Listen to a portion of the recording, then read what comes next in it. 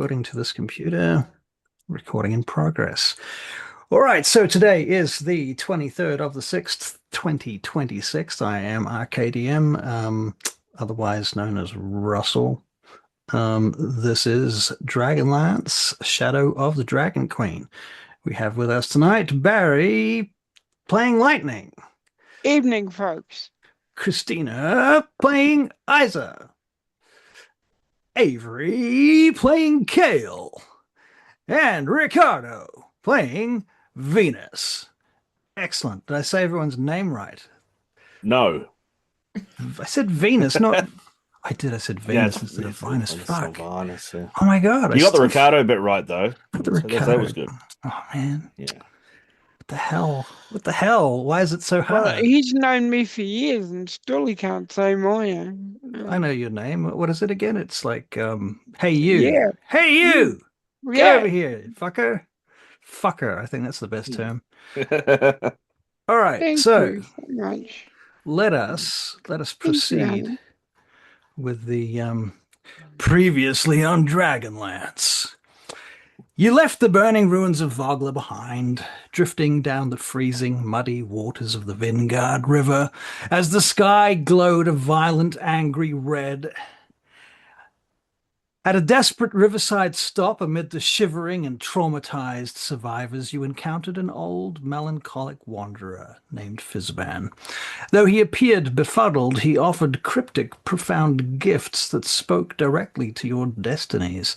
A mottled nightjar feather for Kale, a pressed kingfisher bluebell for Isa, a polished riverstone for Lightning, and a gentle warning for Sir Venus, and those are out of order. But anyway, it was in fact the stone that went to Vinas, wasn't it? Arriving at the massive ancient walls of Kalaman, you found a city choked with refugees and paralyzed by military paranoia.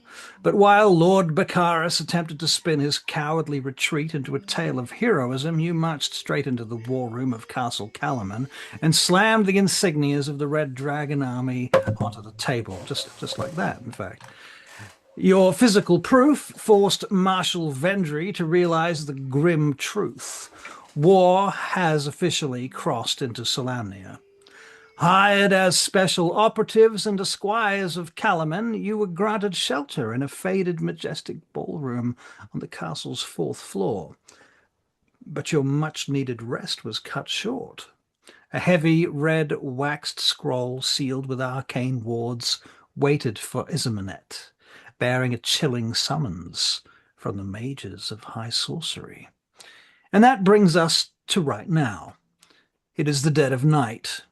You have just stepped forth from your rattling horse-drawn coach onto the rain-slicked cobblestones of Kalaman's upscale merchant district. Looming before you are the foggy, dimly lit windows of Wyhan's apothecary. The street is quiet, but the air around the building smells heavily of crushed lavender, pungent vinegar, and a sharp hum of ozone. You know that Kalaman plays at politics, but somewhere beneath the floorboards of this very shop, the Conclave is waiting to judge your magic and your companions, Isa. Welcome to Session 7. So, what do you guys want to do? You just got out of the coach. Can you all see your maps? Does everybody have visibility on their maps? I do. I do not. I have somewhat dimmed it so that it appears to be nighttime, but if that is a problem... the problem is he's human, so he doesn't have dark vision. Cats don't have dark vision. So, yeah. You can And I've give him only got light. my token. I can't see anyone else's. What I might do I then don't know if is that's an issue. I'm going to make some lights on the map just to make it more fun. We'll say there's some light. Oh, that's not light. That's a circle. We don't need a circle. What the hell? The circle of light. It's the circle of light. Yeah, okay. So we'll put some circles. Someone stop beating that horse. Circles of light. Some circles of light. There you go. You probably see a bit more now. Yes. I can see everybody else as well now, which is good. Choice, as they say. All right, so you're now standing in the circles of light, the dim lanterns, or probably more likely torches lit along the sides of the road. And up here is where you see, up here where I say that, I mean to click here. You can see the sign on the side of the thing that says Wyhand's Apothecary. There's some stairs that lead up. Technically, the stairs are supposed to be over here, but you can't really see them. But they lead up the side and into the building, and I assume that's where you're intending to travel. Yeah? Don't all speak at once. Yes? Okay. Excellent. I was assuming that Lady Isa would take the lead on this, given it is her... It is her quest. The people we go to see? Yeah. Basically, Kale would just be like, well, I believe this is the place I remember. I'm not sure if it's the one you're looking for, but it's a good start. And over to Isa. All right, Isa? Yep, we start heading in. Heading in. Okay, very good. Well, I believe I have set this up nicely. Let's find out. Players. Do we have an Isa already on the stage? Is it an Isa? Yes, it is. And Isa should be over here by the door. And we have a Kale over here by the door. Lightning over here by the door. And a Sir Venus. We all come in through the door into this room. And as you do, the bell above the heavy oak door chimes with a dull, flat ring as you step out of the midnight rain. Inside, the room is cloaked in a permanent twilight. Lit only by a few sputtering candles, the air is thick and suffocating, tasting heavily of crushed lavender, pungent vinegars, and a sharp metallic tang that makes the hairs on your arms stand up. High stone shelves line the walls, stacked tightly with thousands of glass jars containing coiled roots, dried grey leaves, and strange preserved shapes that seem to turn to watch you as the shadows flicker.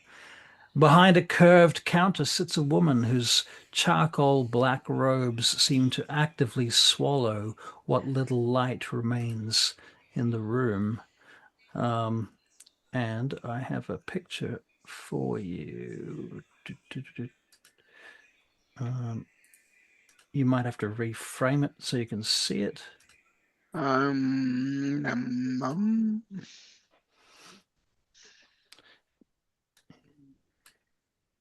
Yes. Yeah. You might have to make it bigger or scroll around to get the whole thing, but that should give you an idea. I wonder if it comes up on my spectator mode. That'd be cool, wouldn't it? Yeah, there it is. There it is. I'll put it on there for the record. Anybody watching this in the year 2098 will be able to look back and go, oh, that's the picture he was talking about. Assuming society lasts that long. Yeah, and YouTube hasn't like crashed completely and been ground into the dust. Yes, okay, cool.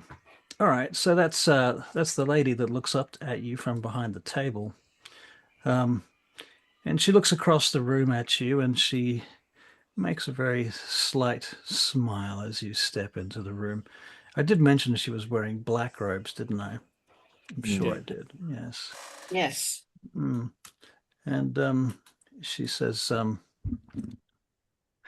oh, you must be Isa. Yes, ma'am. Well, it's good of you to come along at such short notice, Isa. You brought your friends. I'm very glad to see them. Justinius and Ravinia waiting downstairs. We didn't expect to see you till the wee hours. But it's good of you to come. Is there anything you need before we head downstairs? I'm good. Are you sure? I have many accoutrements that might attend your many ails? She looks about, and you can make an insight check if you wish, any of you or all of you, whomever.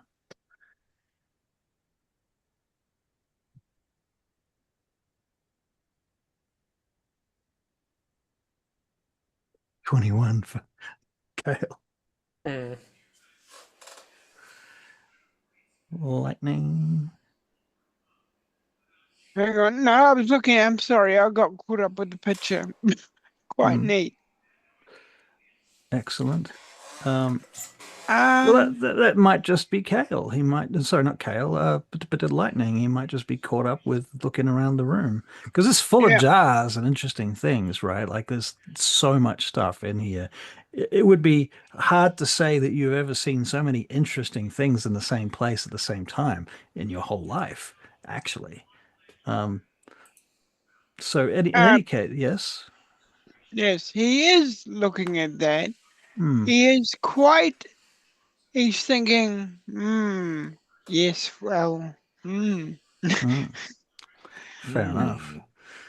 Well, Isa and Kale, it seems obvious to you that besides the fact that she obviously holds some sort of position here, whether it's, bureaucratic or what have you, and firstly, you get the impression that this is not just an apothecary, there's more to this place. She's talking about downstairs, and you're realizing, oh, okay, there's other people waiting for us. But she's still taking the opportunity to try and sell you stuff. So, there is that. So there's clearly a certain, I want to say, mercenary element to her character that you can immediately pick up on. So yes, there's that. All right. Well, I suppose I shouldn't keep you then if you are forthright. She looks you all up and down again, and she walks around the counter and she comes across to where you are and she says, my name is Wyhan. You know me as a mage of high sorcery. Actually, while we're here, let's very quickly grab.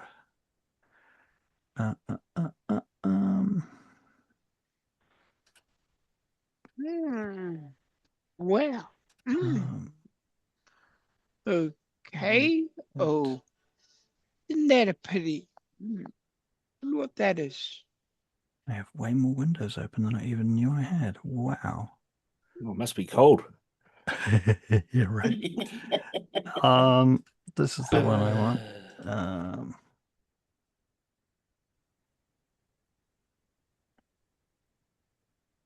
Ain't no joke like a dad joke.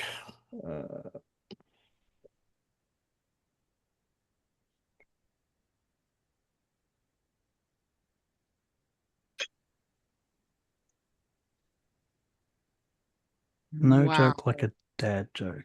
Right. So, Lightning, you're looking around at the various things. Yes. Just stop interrupting me. Yeah. Yeah. And you are managing to resist picking them up at the moment, or are you kind No, of not entirely. No, not entirely? not entirely. No. Okay. Well, If they're behind glass, I am resisting because there's no way to open it. you are being resisted. That's different. Yeah, if they're behind some kind of thing, then I'm definitely being resisted. But I think you find Wyhan's hand reaches out and snaps around your wrist at some point, and then she sort of looks at you with a stern glance, which softens into a almost amused smile. And I look at her and say, "Hmm. I'm Kinder. How can I help it? Oh, darling," she says, "you can't abuse your bloodline in that way. Not here. You must understand who you're standing amongst. We are the Then mages of high sorcery, darling." oh, well, actually, I should give you this back then, and this back, and this back and She lines them up on the table as you start handing them over, and she says, Kalaman plays at politics, Kanda, but the real power in this war sits beneath the floorboards here. Is Amnat? Your mother's legacy didn't fail because she lacked power. She failed because she let her heart beat louder than her logic. Don't make the same mistake. And she leads you now over to the door. You go through to a hallway. Helps if you click on the right thing so you can see what you're doing. There you go. Right, so she's leading you over here, pretty much. Yeah. Kale is going to be walking right beside Lightning with his hand firmly on Lightning's shoulder. Right, fair. Yes. I'll give her a gold piece for all the disruption I have Lightning just caused ran away. her. A gold piece. Yes, I'm going to give her a gold coin because of all the eruption that I caused her. It's all right. It doesn't come from me. She takes your hand as you try to give her the gold piece, and she says, she puts her other hand over the top of your small hand, and she says, darling, I'm not a lady of the night. I don't take gold from strangers. And she pushes it back to you. She says, you must take responsibility for your own actions, dear. What happens in this place, and I will remind you. I did mention we are the mages of high sorcery. You might be wise to watch out what you pick up. I'm not the only one watching you right now. I think it's fair to say, Lightning, the only jar you should touch from here on is Nightjar. Don't touch Nightjar. That's just weird. Buy me a drink first. Something right. Isn't Nightjar already got a hand on his shoulder? I mean, you know. Yeah, I'm touching him. He's not touching me. I see. That's the other way around. Yeah, fair. Right. Okay, so in any case, you are led into another room whereby you meet another two individuals. And I will give you more pictures to look at. Yes. Oh, you're spoiling us. You're really spoiling it. So, all players share with players, force open by players. There we go. This is the one with the white robes. Tell me when you've had enough of him. Yeah, I've had enough of him already. Okay. And you've kind of met this one before. Hey, you know that could be Ivanovich.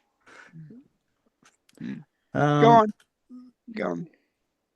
This is the lady that you met at Maya's End in the forest, who first met you in the very first episode. If you remember, she's the one that gave you things, Ravinia. And of course, she's wearing red robes. I like that color red than the bright red. Right. Sort of a scarlet. Call it almost a maroon. I like it though. In any case, with my I think I'll just stand behind everybody. All So right. it's our pouches that are in danger. Well, I already took the gold piece from yours.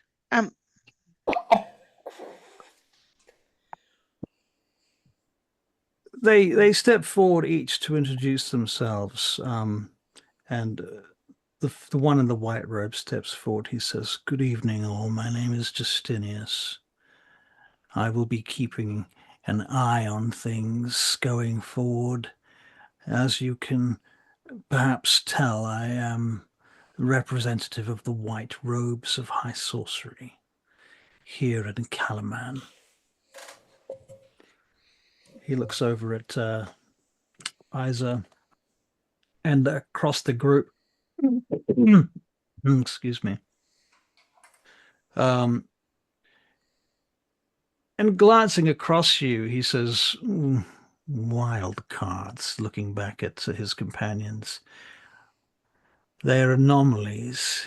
You, half-elf, you cast arcane threads through performance without a license from the Conclave. That makes you a renegade in the making. And you, barefoot, a kender, channeling divine lightning without a church or a seminary. You are unstable specimens. Once this girl passes her formal trial, you too will submit to a full arcane audit by the Order. Kryn has no room for unregistered forces while the world burns. Ravinia looks up at you and she turns to Isa. The Conclave watches, Initiate. The Red Dragon army marches with La Hosette, a black robe who has broken our code to raise ancient weapons. Balance must be restored. We will give you your tools, but your companions, they are wild cards. You understand that? Yes, ma'am. She says, and have you performed your audit? Yes. And have you come to conclusions? Yes. I see. Justinius turns to you. He says, I have been convinced by my fellows that for the meantime, we shall agree to disagree on matters, and thus you retain protection under our Order's code. But if you break out of this manner, this code, you will understand that you will immediately be deregistered from it. I put up my hand like a kid at school. Yeah, he turns to you. They all turn to you. Everyone looks at you. I have one question. Only one. Mm-hmm. And that is, if a god gives you a power, if that whole thing exists, and the god wants you to go on her side, what should you do then? He turns back to the other two. He shakes his head. Wild cards, I told you. And Ravinia goes to step forward and answer the question, and then Wyhan puts her hand out and she stops her and she says, dear, if a god has chosen you for some reason, well, I think we should all stand by and perhaps take stock of the situation. But until we can confirm such a thing is absolute and true, we should be cautious, take our time. Come, she says, this is not the place. I wish to show Lady Isa, and she turns to the rest of you as she begins to walk towards the door. I wish to show you a little bit more formally the enclave here. Understand that we three are not the only mages that frequent this place. And she takes you to the back of the room. Let me see, where's my map gone?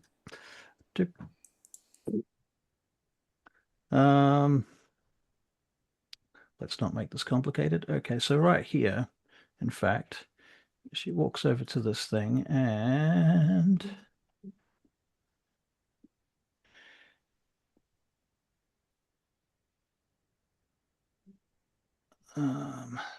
right, so the study that you're in, right? So this is the description of the whole room. She leads you into a private room, a clean, dust-free study stacked with thick leather-bound books, star charts, and hand-drawn maps. Now, at this point, she steps up to a massive floor-to-ceiling tapestry of an ancient empire hanging on the back wall, and without a word, she presses her palm directly against one of the faded ink markings, and you hear a deep, heavy click of a hidden iron teeth shifting behind the masonry. The entire stone wall silently pivots inwards, revealing a short, dark stone passage, humming with a low vibration, vibrating warmth that rattles the fillings in your teeth. Assuming you have fillings in your teeth, perhaps you don't. It's probably not very likely given that we're in Dragonlance. So she leads the way down into a corridor, and that takes you down to our next map, which looks like this.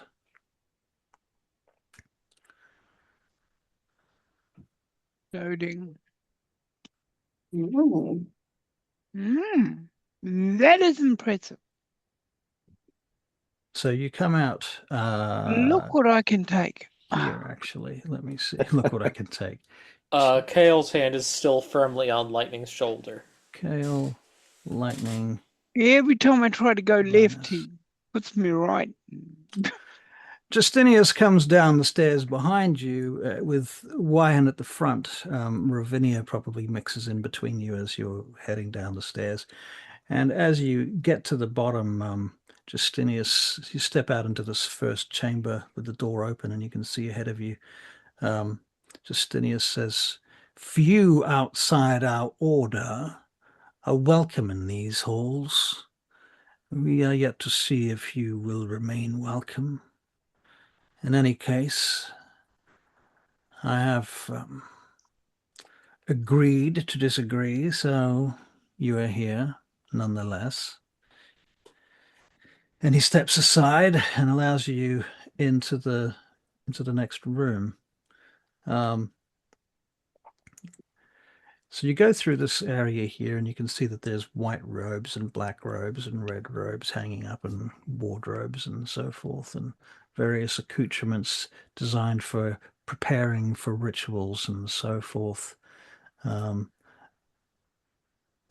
door is open. Okay, keep it open. All right, so you guys probably are led through, I think, all the way through to the next chamber. And ooh, there you go. All right, so I assume you can see the next room now.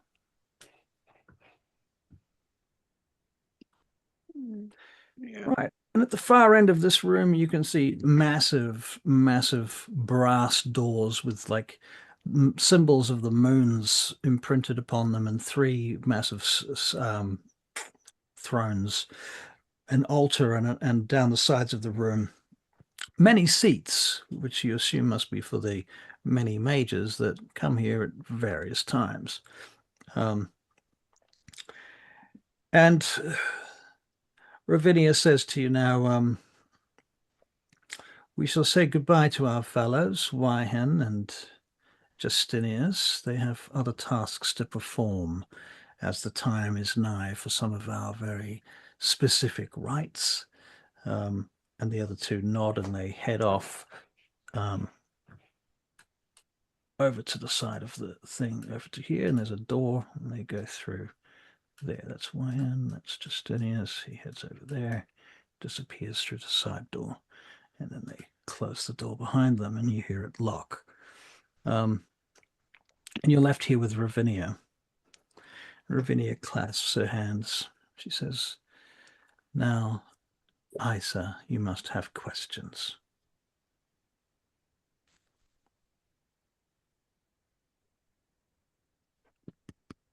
Can't hear you. No? No questions? Very well.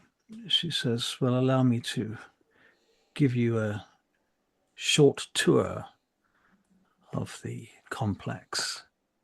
And she leads you down here to this other door. is there a door there? Why am I not seeing the door?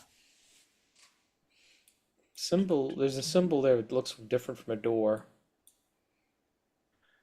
Is it? Hmm. Over to your right. looks Did I like a fuck door. it up somehow?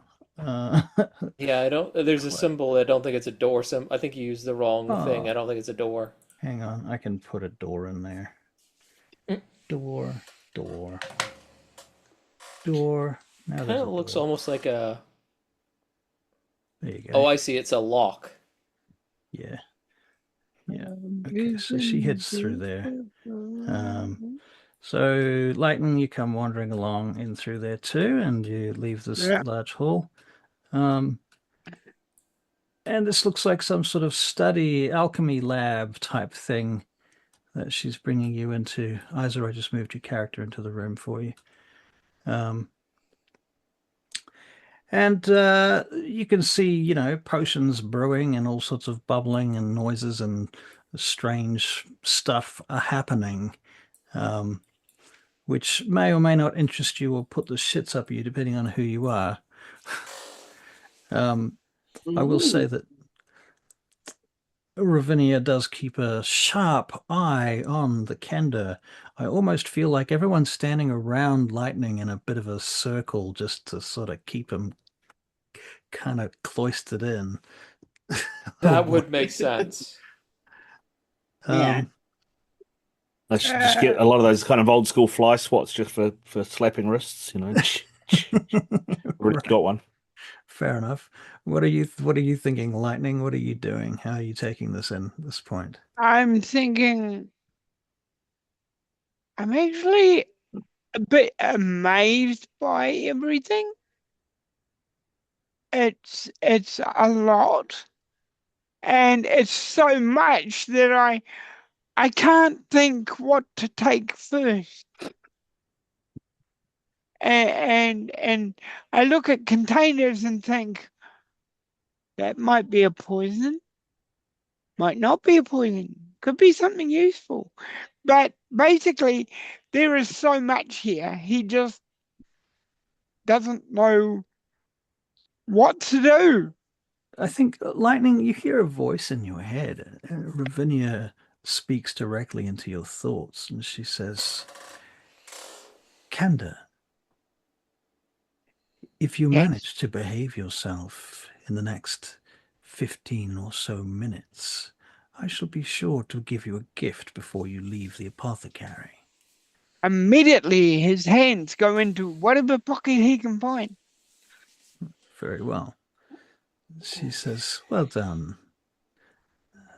Stay like that. Do not cross me. And that voice drops. And Ravinia turns to you, Isa, and she says, and of course, here you will be able to brew your own potions, and you will have access to these books, and so on and so forth. She talks her way around the laboratory, describing all of the various things. And it's kind of like, for you guys, it's kind of like being kids at the Coke factory when you go on a school tour, and it's probably the general sensation. It's not really part of your lives, but you get to see it, and it's kind of a privileged view into that space.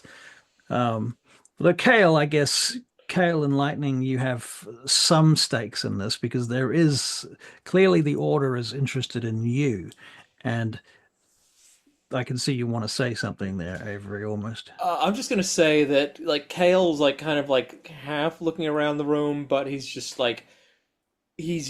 more interested in the people than the stuff in the room. Right. Fair enough. Okay.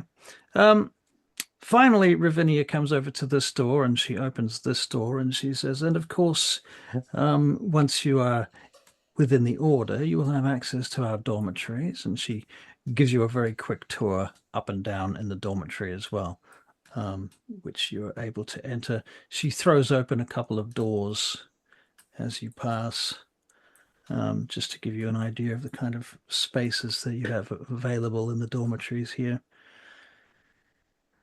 So feel free to move your characters around in there to have a look. I'll move you up, Barry, if you like. Okay, Russell, I better let you know I'm taking off everybody else to stop myself from taking off anything here. So what you're pinching from your friends. Yes. Okay, so you're gonna make a sleight of hand check because it's like you're Yep. unconsciously just putting your hands in your friends' pockets and things just in order to stop yourself from. All right, you're making Yep. a sleight of hand check. Sleight of hand. Oh, come on, be good. Sleighting of hand. Slightings of the hands. Oh, That's a 16. Who are you doing this to off the top of your head? the one person with his hand on my shoulder. Oh, Kale. Because Okay. he's the closest at the So moment. Kale's making a perception check to see if he can beat a 16 with a 24. Kale catches. You just feel this firm grip on your wrist, and I just quietly say, "No." It's almost I habitual. look up at him pathetically, really pathetically, and go, "Well, I can't help it. I can't touch any of this." Fine. There's rations in the my left back pouch. Help yourself to those. Okay, I've already got those. Now, after you've sort of been up and down inside there, Ravinia brings you back to the laboratory, and then she takes you back into the main chamber over here. And she looks around, and you can make an insight check.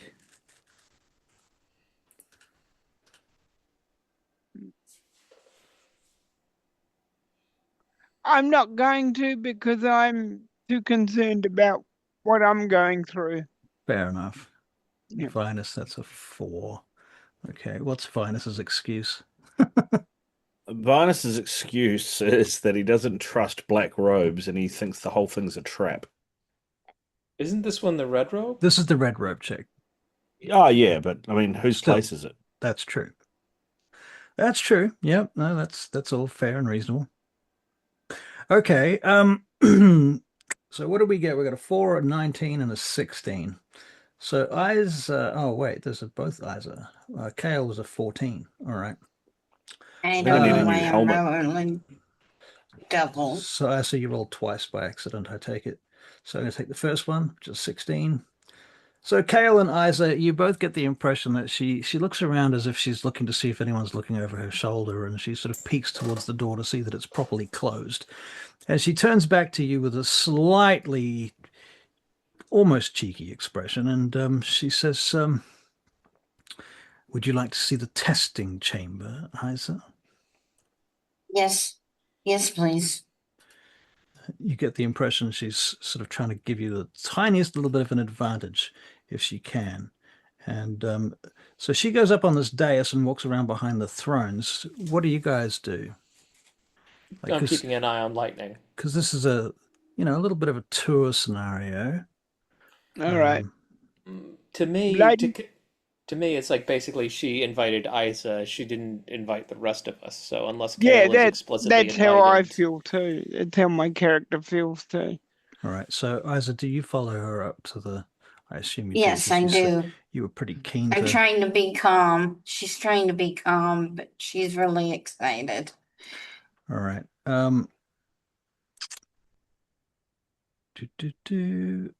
am gonna just switch macaronis. She opens up those double doors very slightly, and from there, you see some stairs that go up behind it. And she looks around behind herself, around behind you, and she says to the others, "You may as well come too. You cannot stay here." very well then. Oh, very well. She beckons you into the stairs, and you all go up the stairs. I just need to arrange one thing. Yeah, we have an Isa. Oh, we already have an Isa. You're there. We have a Kale here. We have a Lightning here. And a Vinus here. The stairs come up into this room, and then the door goes directly through to the next room. There's not like more stairs there. That's just an artifact of the map. Why are you not there? Why are you not there? Oh, because I haven't put you there. That's why. Thank you, darling. Oh, that's interesting. That door's open. Is it? Fuck.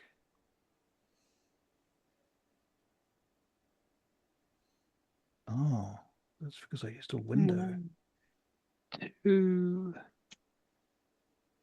1, 2, Right, that's better. 3. All right, so you get to the top of the stairs and you find yourselves in this alcove, and stepping through into the next room, the next chamber, you can now see you're in a somewhat almost circular shaped room with dragons and moons and all this alchemical stuff on the walls and on the floor, all this geometrical, magical, arcane patterns and business everywhere. And behind that is yet another double door and triple thrones. But on the floor in front of you, you see these three kind of almost like glassy liquid wells where the water just seems to sit there and the surface barely moves. When it ripples incredibly slowly, and you think for a moment you see things in it. It's very strange. And Ravinia, she says to you, Isa, this is where your judges shall adjudicate your test from. Okay. And she points to the three wells and she says, this is how we will scry upon your progress. What you do shall be seen from here. You understand? Yes, I do. She says, taking you over to the other corner behind the thrones. Now, where the hell is she anyway, Ravinia? She vanished. I lost her token. Oh, wait, no, here she is. Here she is. She's here. She opens this door now, and you can now see into another room, a third room, whereupon there is a massive portal. And she says, and this will be where your test begins and ends. This is the very magic of the towers of high sorcery, and the test of high sorcery is held in this domain. Very well, she says, and she steps back and closes the door. Boom. At which point, she kind of starts backtracking you back to the Conclave Lodge. And then she explains that this is called the Conclave Lodge, by the way, this particular area. Then she takes you back to upstairs to the apothecary. Did my mother take her test here? She stops and turns back to you and she says, indeed, this is where your mother came for the test. And will I come here too? Soon, indeed. Soon. So I am to follow my mother's footsteps and come here. If that is your will, Isa. Yes, it is. Bigger things at hand now, and your test has been somewhat postponed until one or two other things can be decided upon. And she kind of looks at your companions for a minute. She says, as we enter this time of war, we are advised to be most cautious. I understand. Very well. And with that, she leads you back out to the thingo, where you find Wyhan is there waiting by herself, and she looks up as Ravinia closes the door behind herself, leaving you just to Wyhan, back in the shop now. And Wyhan looks up at you and oh, yeah, actually. And Lightning, you're like, didn't Ravinia tell me I was going to get something? Yeah. Ravinia's closed the door. I was informed that I was going to get something if I behaved myself, and I did behave myself. And Wyhan smiles her crooked smile once more, and she reaches down under the counter where she's standing, and she says, "You did, darling. You did behave yourself, and you do deserve everything you get." And she takes out from underneath the counter a little box, like a crate, like a wood. You know how, I guess, like a milk crate. Can you imagine what that's like? Yeah. Right. And she puts it on the table on the counter and pushes it across to you, and it's covered in cloth. And she says, "This is for all of you, but on account of your friend here, Lightning. Next time you come here, Lightning, you're going to be examined. This will be more thorough. We've been told not to take up too much time at present due to the war. But I'm told by our red-robed friend that you have a scar."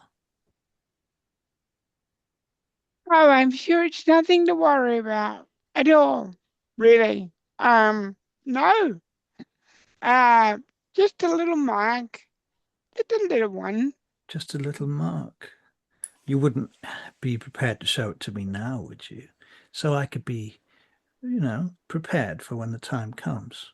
Yeah, you wouldn't really like to see it because it's not very nice looking. Oh, darling, I've seen much worse things, believe me. Believe me. You can show it to me now. It will probably for the best. Save a lot of trouble in the long run.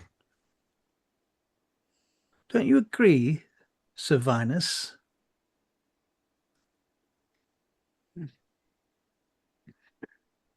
I'll be back in a minute. Excuse me. Gesundheit. Oh, it was a cliffhanger. We left it there. Do you want to wait for Barry?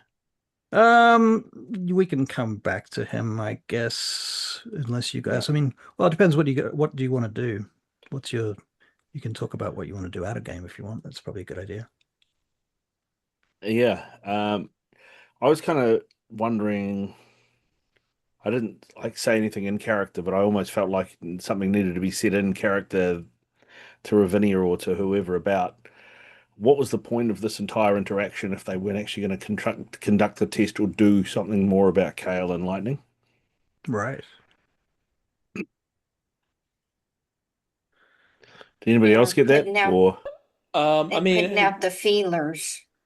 I feel like it was like seeing how Kale's take on it is that they were observing, like we're under observation.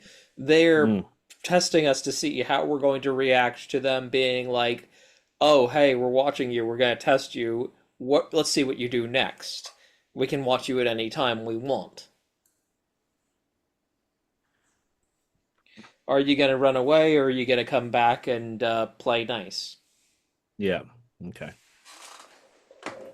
All right. Would you want to pick that up now that if Barry's back? Yep. I'm back. Right. I'm back. So, Barry, she's put this crate on the table and she's asked you to reveal your scars to her.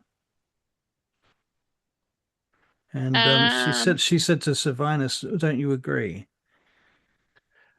And Servinus says, "I find it hard to agree with anyone who chooses to take the black. Why were we summoned here under urgency when nothing was done? Kale and Lightning apparently are some wild cards. You did nothing. Isa is to sit a test, yet you don't conduct the test. This feels like it was a complete waste of our time. Oh, darling, I'm so sorry you feel that way. That is certainly of note. I shall make a note of that. In fact, clearly you have complaints and feelings about this. Perhaps you should look inside your package before you judge too harshly. If you want to see my mat, I'll show it to you. But Yes, I'm then. telling you, it's not pretty. So, do you show her? Yeah. Yep. All right. And as you're doing that, you notice Justinia's come wandering out from the door behind her, and you see Ravinia come out through the other door over here. And they both seem interested, and they're sort of peering across at you.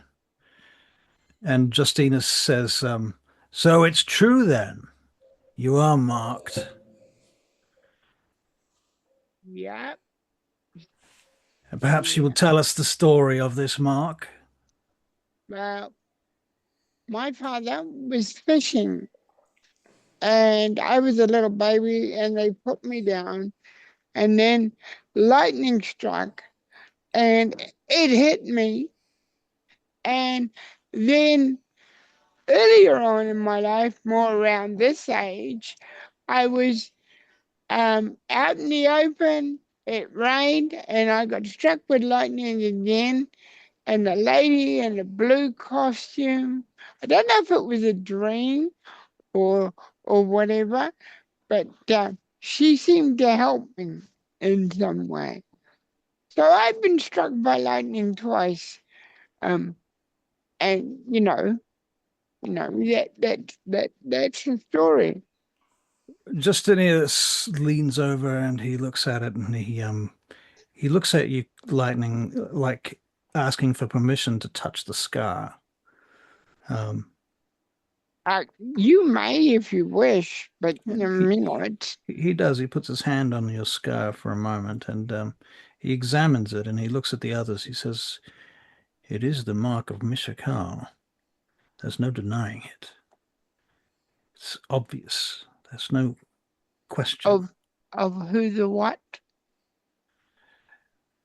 The goddess, darling, says Wyan. Oh. You'll be pleased to note, goddess of good, healing, and divinity. She almost can see the words are dripping off her tongue like poison. It's hard for her to even say the words divinity and goodness, but she does. Justinius looks up at you all, and he says, well, this does complicate things somewhat, doesn't it? Does it? I would think so. I mean, if this scar and these powers that lightning seems to have come by are tied to Mithril, and there are rumors that this dragon army have actual dragons. Gods and dragons haven't been seen on this plane for hundreds of years. Does this mean the return of all the gods? Will we see Paladine back?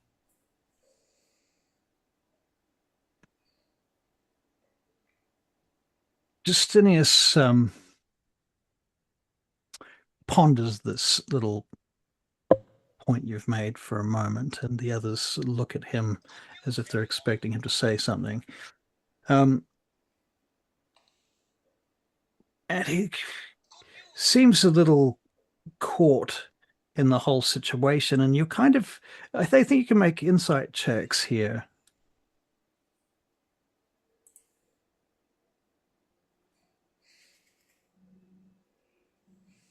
Oh, crap.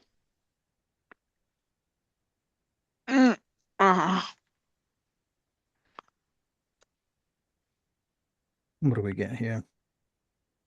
2019. Wow. What was it? Insight.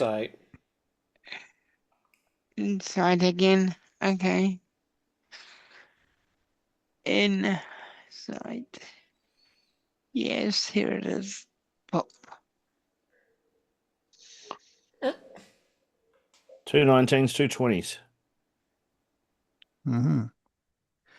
So, firstly, you notice that everything about Justinius is extraordinarily orderly. His everything from his robes, the way they're starched upright, and every little detail. It's almost like he's polished the shine out of the gold threads on his sleeves to avoid any slight, tiny little attraction of chaos. He's like pure lawfulness is the impression that you get from him, and he looks across to you at the Kender, and he's like, chaotic anomaly, a localized phenomena, nature's lightning rod. The ambient fabric about you is bending. If you are a conduit for a returning god, you are an unregistered hazard. If you're lying, you are a renegade. I distrust the notion of a Kender channeling divine lightning without a church or a seminary. He looks at the other two. Why do you judge him so harshly, dear? Says Wyan, who funnily enough, is the one wearing the black robes. He's just a Kender. Surely if the goddess Mishakal decides to infuse him with her powers, she clearly has a reason for it. He must have a place in the world if that were the case. And Ravinia steps in and she says, if the goddess has a place for him, then surely we should accommodate her. Do you not think? Justinius, he takes out a notebook and he scratches some notes in it with a quill. Yes, well, I shall be making a report to the conclave above. In any case, he puts it away. Take your gifts. We shall expect to see you soon. There will be a message for you when our tests are prepared. Forgive us, Lord Vinas, says Justinius. Time is of the essence. It was our intention to find out what we could in the shortest time possible. Full examination requires more preparation than we've had the opportunity to conduct. I hope that satisfies your curiosity, if nothing else. It does, Justinius. I appreciate your candor.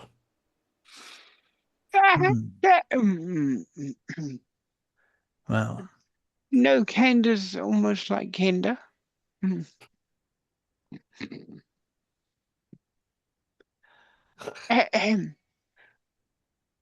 Appreciate your candor as much as you appreciate our Kender.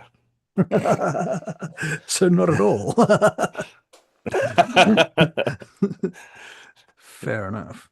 And Isa, what are you doing, thinking, etc.? She's thinking about her mother. She's thinking about her upcoming test. And she's thinking about everything she just saw. Right.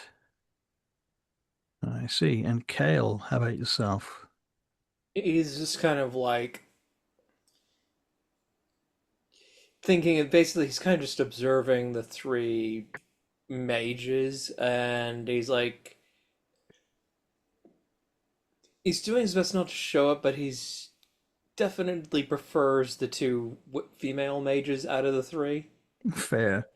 Okay.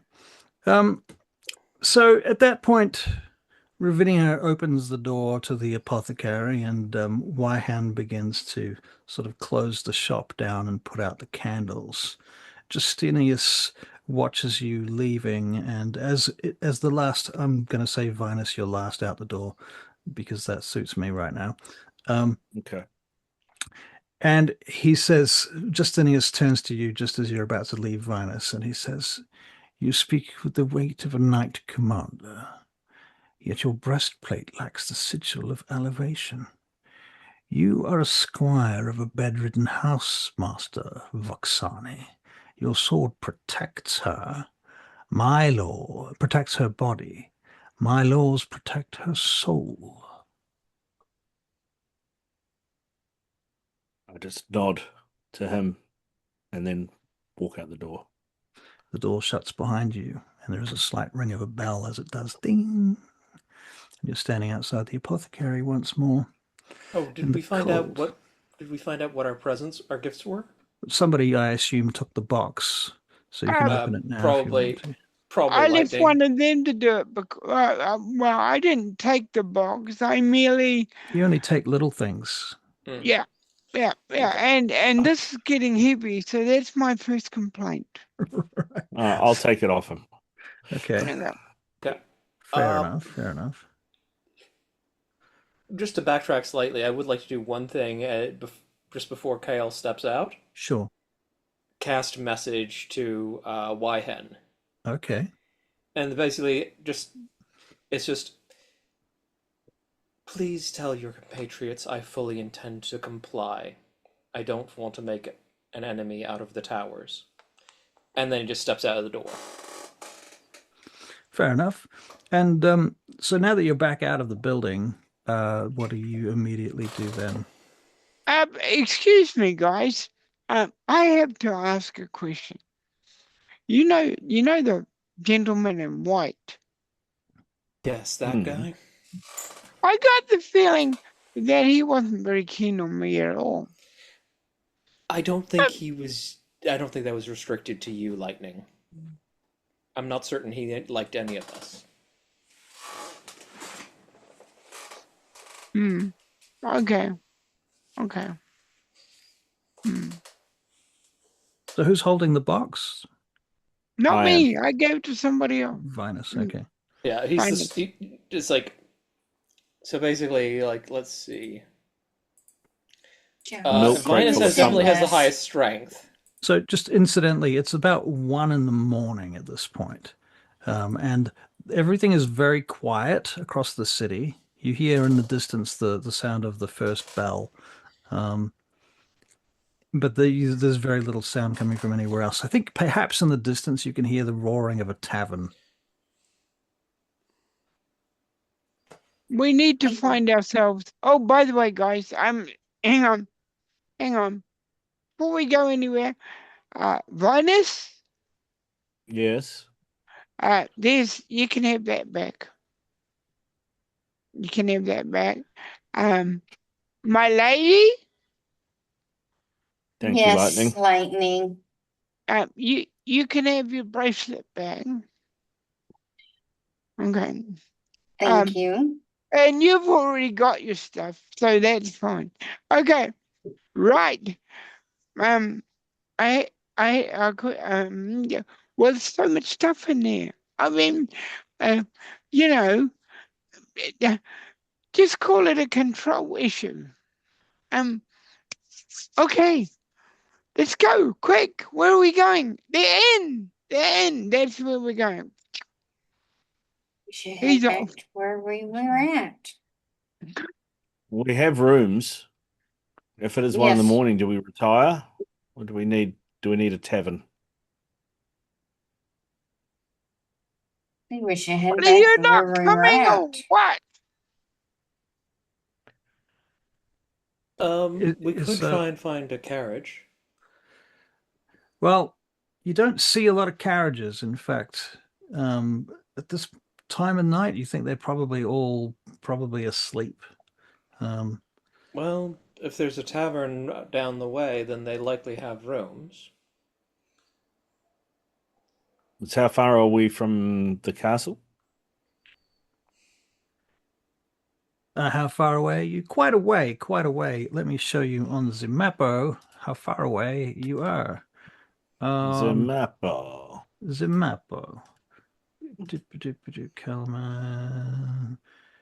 Kalaman. I want to see your Mappo. Yeah. Here we go.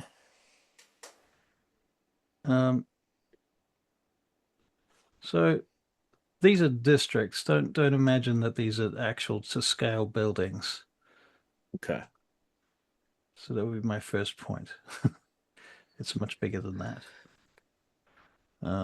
But yeah, the castle's a few districts away. Yeah. So that's the castle right in the middle, right? Yes.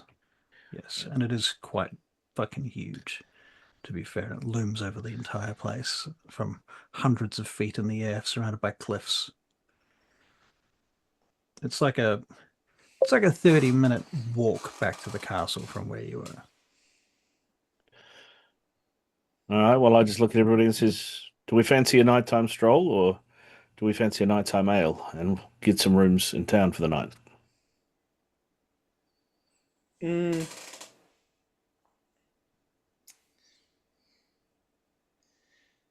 Right. Well, My character has realized that nobody is following him.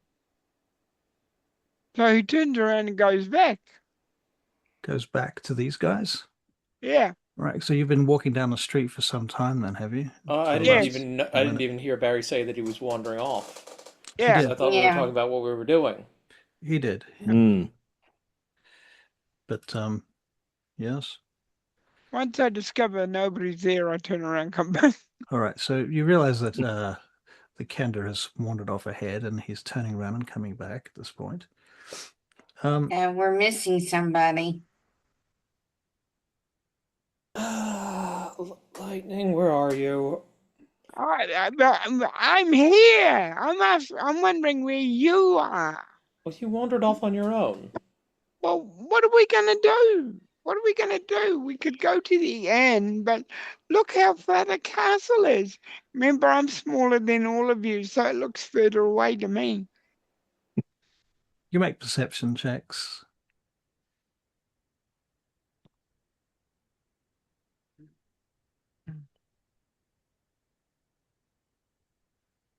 KL 11, Isa 20. Isa, you keep rolling everything twice. Is that the I don't know. D&D I Beyond? refreshed my page and everything. It's still doing it. Oh, well, I'm going to take the first one. It's still 20, though, so that's good. Mm. Vinas is a 15. Okay. You see that there is a sign for a tavern. I mean, I'm assuming you're probably walking towards the castle while you're talking, at least. Yeah. And you see a sign that says the Steady Beacon. It's the name of a tavern. And you can hear the sound of tavern noises going on in there. But as you approach it, they sound more and more kind of drunken and incoherent. Like, drunken laughter and bad singing. Then you hear somebody falls over and breaks a table by the sounds of it. Is this the sort of establishment you'd feel comfortable in, Lady Isa? At that point, you see what appears to be remarkably, it must be like the last coach on the road at any time, parked up outside the tavern, just parking up now. So Look, there's a coach. Convenient. Excuse me, you. Hey, you. the coach driver gets out. He says, "Hello there. Can I help you, sir? We You've could do come a with a long lift way. to the castle. A lift to the castle, sir. Yes, Well, babe. you'll have to share a ride. I hope you don't mind about that." Oh? You already Well, have a passenger. He says, "I'm just waiting for some ladies and gents to come out from the tavern right now. They're due any minute now. They said they'd be here at 1 bell, and here I am. Booked in advance and whatnot, you see." Well, if they don't mind sharing, then that would certainly be easier than walking. Well, can I come up and sit with you? "Oh, you certainly can. You certainly can, fine fellow. Come and sit with me. In fact, if you wish, any of you can come and sit on the roof if you so desire. But I'm sure these fine fellows won't mind. I've taken them around the city a few times at strange hours of the night, such as this in the past, and they're very amiable to strangers, or at least when they're drunk." which they're bound to be at this time of night. He says, I don't suppose, young Kenda, if you wouldn't mind just heading into the tavern and asking for Paulus and Sandine. All right. Okay. La di da di da da. While he's doing that, Kale just hops up on the roof if the driver's amenable to that. Yep. I'm going to stand on the table. All right. Excuse me. Could I, Paulus and Sandine, your coach awaits. These two drunken people and a couple of their friends come stumbling out towards the door, laughing and joking. And, hey, it's a Kendo. I haven't seen you before. Who are you around here? Keep your hands to yourself, young one. You're of course, sir. Of course. I'm just a coachman's assistant. Oh, look at that. Oh, and they start mumbling, and they all come and stumble out, and they get in the coach. And the coachman comes around and says, I hope you wouldn't mind if these companions here I've found, loners looking for a journey to the castle, can ride with you. Is there any issues with that? And they say, well, as long as we get a discount. And so there's a bit of negotiation, but the long and the short of it is that you get a ride back to the castle. And they drop off these people on the way. It's like an Uber ride share. We give the coach driver 5 stars and tip him 1. Nice. Yeah. Tip him 1. Okay. All right. So you find your way back to the castle and you get your way back into your room. Which, as you probably remember, looks something like this. The next day you wake up having had a mighty good sleep, I imagine. Are we looking in this box? You're going to look in the box? Yes. Yes. What's in the box? It's got your heads in it. No. That's a good trick. I know, right? That's a good trick. No, actually, it has potions of healing in it. Yeah. Nice. Right. How many potions of healing are we talking? In the milk crate. I think there's a dozen, isn't it? Milk crate normally holds 12. I'm just saying. You said milk crate, I said that, didn't I? Yeah, it normally does. All right, I'll give you 12. Yes. Well, we're going to have to divide these evenly. So I'll look after them. Yeah. So stop taking my lines. Okay. It was just predictable, that's all. So it occurs to me, because I am the healing person of the group, because I always heal people. I heal people more than you do.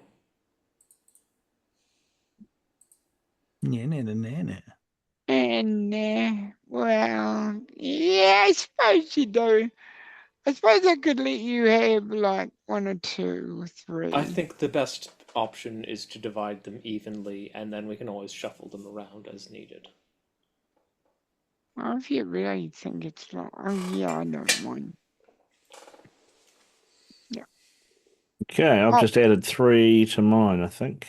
Yes, I have.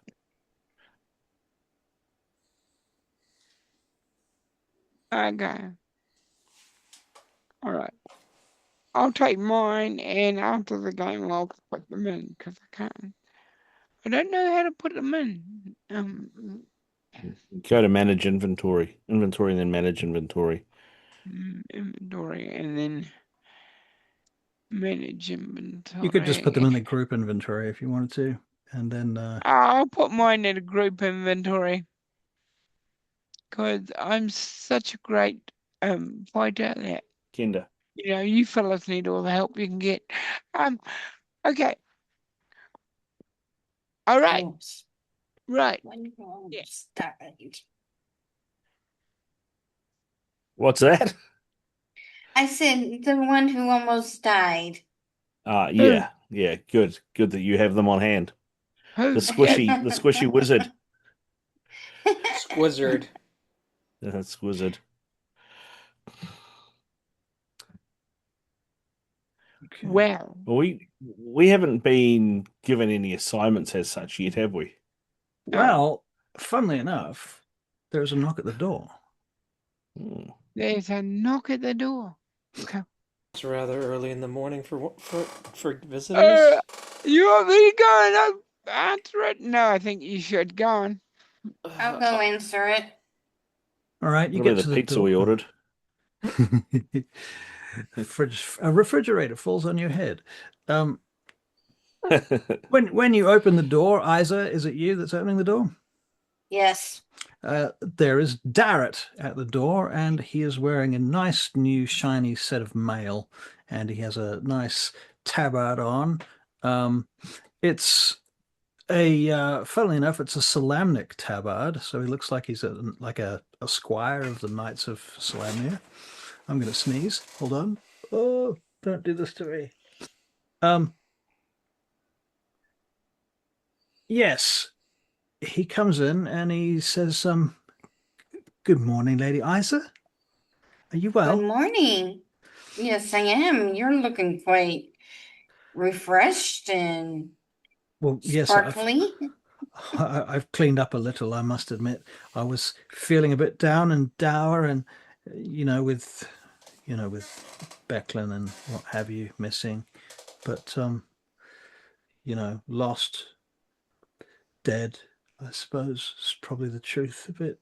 Anyway, yeah, I they've signed me up with the militia here. I'm joined the army, and they.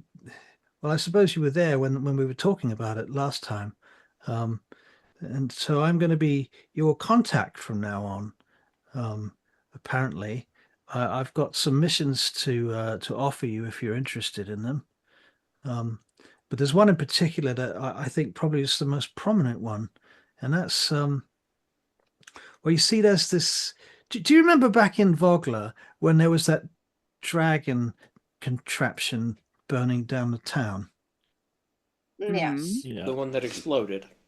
Yeah, that's right. I yeah.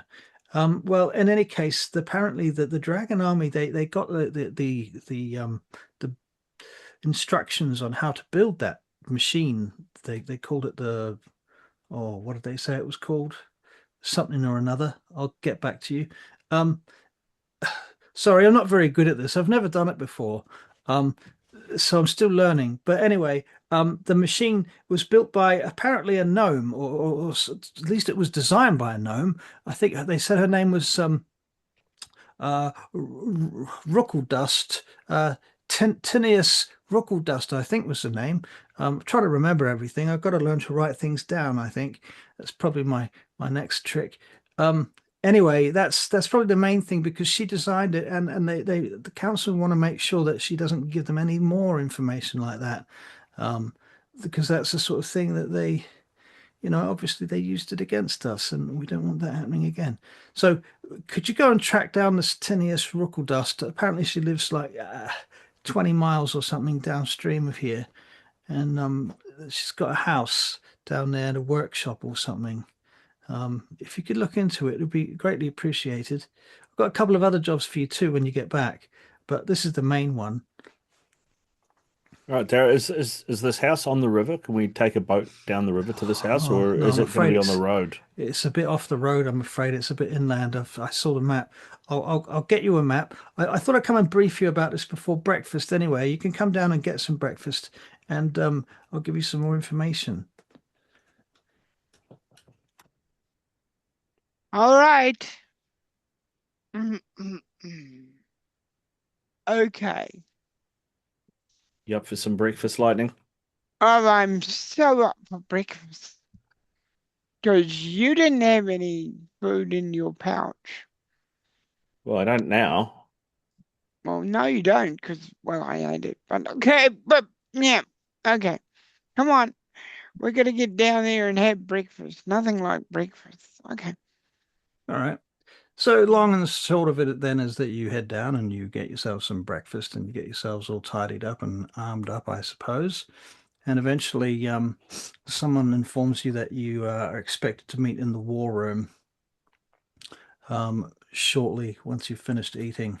So if there's anything you want to do in the meantime, now's a good time to do it. I will finish my Can I ask, bacon. Lady Isa, you know the javelins that we got earlier? I keep coming back to these things, but when they were thrown at Yes. us, they flamed, and you said it's because, Mm-hmm. and when I throw them, they don't seem to flame. And you said it's because you haven't deciphered the word that is inscribed on them. Correct? Yes. Yes. Yes. Mm-hmm. So can I get Isa to Try and decipher look them. at the javelin and decipher? Because I assume it's draconic or maybe magic. Right. All right. Well, Isa, you can make an Arcana check if you wish.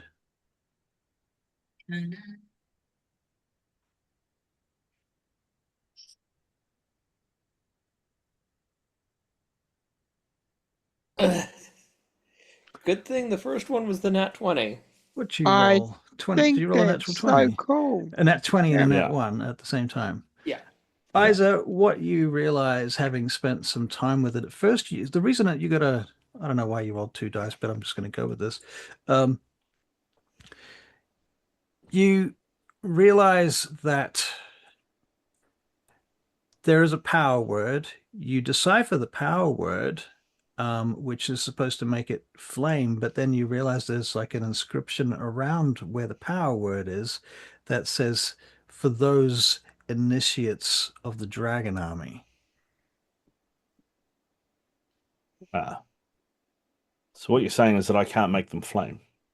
Well, you No. could, but you'd have to join the dragon army Right. and be an initiate of the dragon army. Well, can we do that then, Okay. just so I can get them to flame? Sure, why not? Why not? Why not? It sounds like a plan. But you know, that's not such a silly idea. When you think about it, because this is going to be one of my unbrilliant moments. Okay, because then we can infiltrate the army and slow them down a bit. But then I think, how many of them is that? No, that wouldn't work. I don't think. What do you think? You think it would work? I don't imagine it would go that well, Lightning. I can't imagine No, I you're the don't. first person to think of it. Yeah. Well, Hmm. well.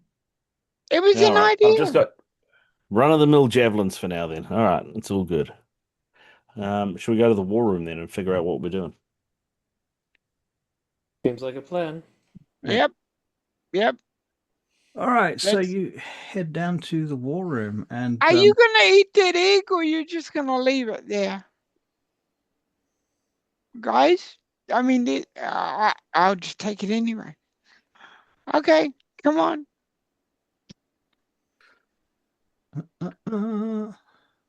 I make right, my way. so you make your way down to the war room, and you see there's various soldiers standing around, kind of eating food in their hands, because they're too busy to sort of.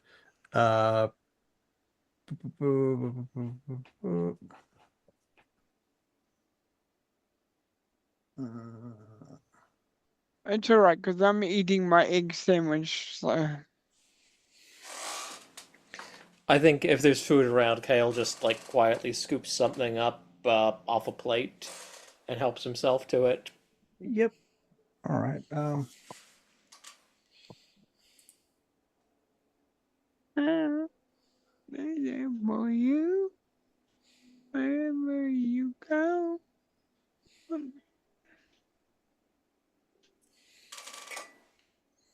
Right. So you see Darrett hanging out, and in the distance you can hear the voice of a very familiar individual that immediately puts goosebumps up the back of your spine. Maybe not goosebumps, maybe just irritation bumps, whatever they are. Oh gosh. You hear the sound of Baccharis the Younger discussing a duel that he was in with a knight. And the knight's standing there eating his food, just stuffing his face, trying to distract himself from Baccharis. And he's like, "Yes, I killed a man. It was back in Solamnia, and I did it in 2 strikes. He came at me with a flace, and I immediately counterparried him, struck his wrist, causing him to drop his sword immediately. Of course, this was due to my superior training, and of course, these soldiers of the... he's sort of just bantering with this guy as you come around the corner. He looks over and sees the lot of you. "Oh, it's you lot," he says as you arrive. "Father will be here shortly." That's Oh, it's disappointing. you. So, such terrible news.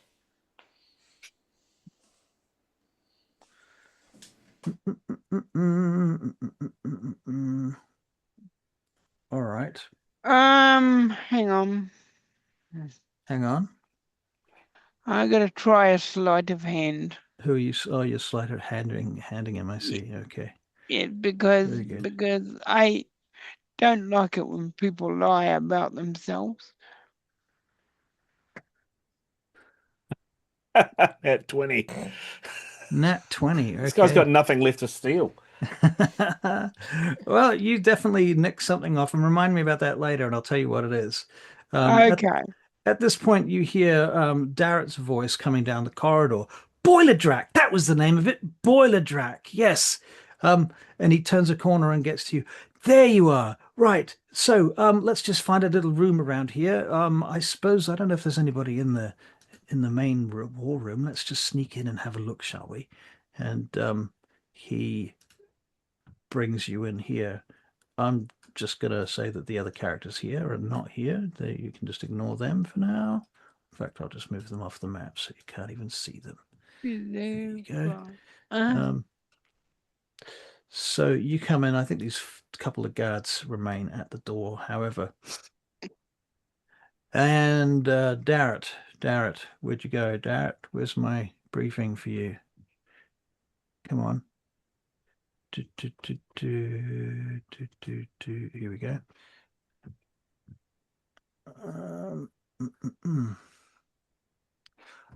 That's right. It's in a document over here. All right, ladies and gentlemen, I've got some notes here for you. So the place that you need to go is 12 miles south. There's a gnome inventor. Her name is Tatina Ruckledust. You need to find out what she knows about these mechanical devices. The boiler drac, it says here. Is that what it says there? And he turns to you, Sir Venus, because you look like you can read. Vinas. Yeah, spoiler Drac. That looks correct. Right. Okay. So look, even if she doesn't know anything about these weapons, we need you to recruit her and bring her back to Kalaman, because it sounds like she'd make a good engineer to serve as part of the city's military, help with the walls and whatnot and fixing things and all of that sort of thing. Do you think you could do this for us? It really is high priority according to the council. Guys, what you think? Map there of her location. Yeah, it's he shows you on the map. I can kind of point it out vaguely to you on the world map if you like. Oh, I don't need it on the world map. It's like Kale was asking in character. Yeah, he shows you. There's like a hand-drawn map on the piece of paper, on the parchment. Okay. He says, if you can get this done, I mean, we've got one other mission that's also really important, and that is that there's been some strangers spotted down this road down here to the south, and apparently there's some sort of training camp going on. They've been burning villages and taking over farmsteads, and apparently there's one out here, and he points on the map where there's some sort of training camp that they've turned it into, and we probably should put that down as soon as we can. And is this on the way to the gnome house, or on the way back, or it's a bit off to the side? Like really, it's a different mission. Yeah, right.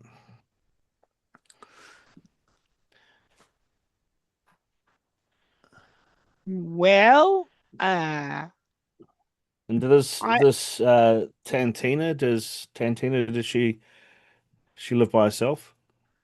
I don't know actually. I've nobody said anything about that. She's apparently she makes inventions and things. Um, Hmm. that's about all I know. oh well, if we're gonna do it, we better get going, 'cause gee, it's a long way.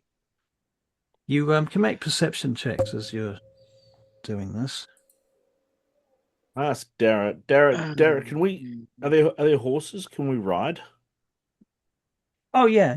Of course you can ride. Yeah. No problem with that. I can get you horses. I can get you a oh, wagon if another you like. one. Another one. What do you mean? I, You I'm got another gonna, nat 20. yeah.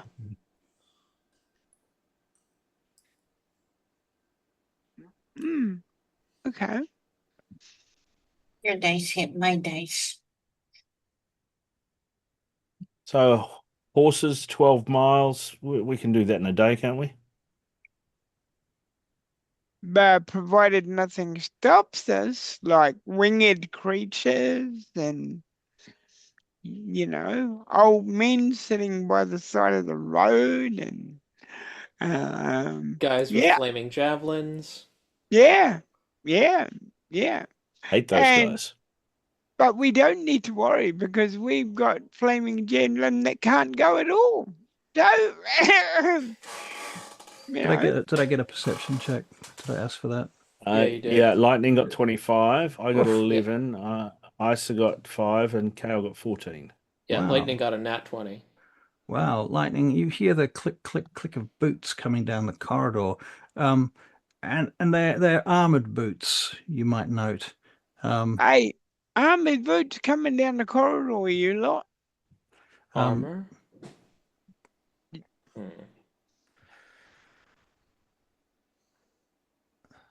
Are they continuing to come in this Yeah, direction? you the heavy expecting anyone, Darrett? Darrett looks up. He's like, well, not exactly, no. Um, and as you look up, the doors open, and Marshal Vendri enters the room.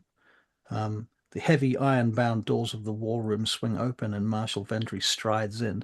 She dismisses the door guards with a sharp flick of her wrist, and her face set in a mask of rigid determination. Darrett immediately stands at attention, saluting her. Vendry ignores the tactical maps and walks straight towards you, Lord Sir Vinas. I heard about your encounter with the White Robe and the apothecary, she says, her voice echoing off the high stone arches. I heard that he looked at a man who held the line at High Hill, a man who stared down the Red Dragon army and called him an uncredentialed squire of a bedridden house. The knights of Solamnia are paralyzed by their measure. They are sitting in their keeps waiting for the Grand Master who isn't coming to tell them how to fight a war that is already here, she says, her voice rising with a quiet fury. But Becklin Uthviharan didn't wait. She bled for my province. And you didn't wait either. Vendry smoothly draws her long sword, the steel ringing out in the war room. She looks down at Venus and gestures towards the floor. Kneel, Vinas Vuksani. Vinas. Vinas Vuksani. Fucking Jesus. Don't Vuksani. worry, everybody gets his name wrong, ma'am. That's hilarious. Vendry rests the flat of her blade gently against your right shoulder, and then your left. I do not sit on a Solamnic council, but I am the Marshal of Kalaman, the beacon of the East, and I know a true knight when I see one. By the authority of the governor and the blood you have already shed for our people, I strip away the title of squire. I name you an esquire of the vanguard, a protector of the realm, and a knight of Kalaman. She lifts the blade and steps back, sheathing it with a sharp, decisive clack. Rise, Sir Vinas. Let the Conclave choke on their ledgers. We have a war to win. Vendri steps past you now to the map, her authoritative demeanor instantly returning to military business. She slams her dagger now into a spot just below the city. Now, Sir Vinas, take your squad, ride 12 miles south, and find me this gnome inventor.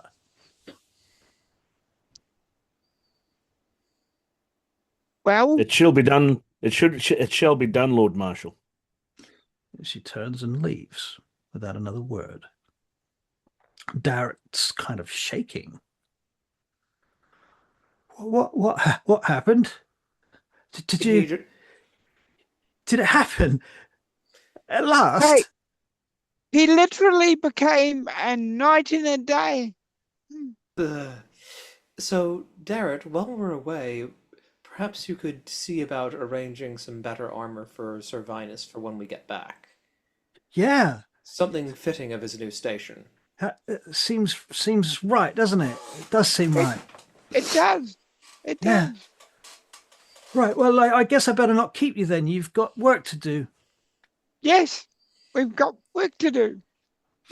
All right. So you, what do you do? I imagine Kale Into the is going to stables? go start finding out where we can get supplies for our trip. Okay. Well, Darrett helps you with that. And he organizes your supplies for you. In fact, some of them are already prepared. And they gather some horses and so on and so forth and all that sort of thing. And you head down and I assume you ride out of the castle. Cloppity clop. Yeah. Clippity clop. Cloppity Yep. clop. All right. So you head out of the city. Is there anything you want to do on the way out of the city?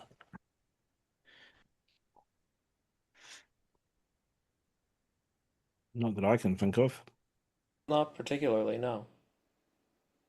I got enough supplies in my pocket.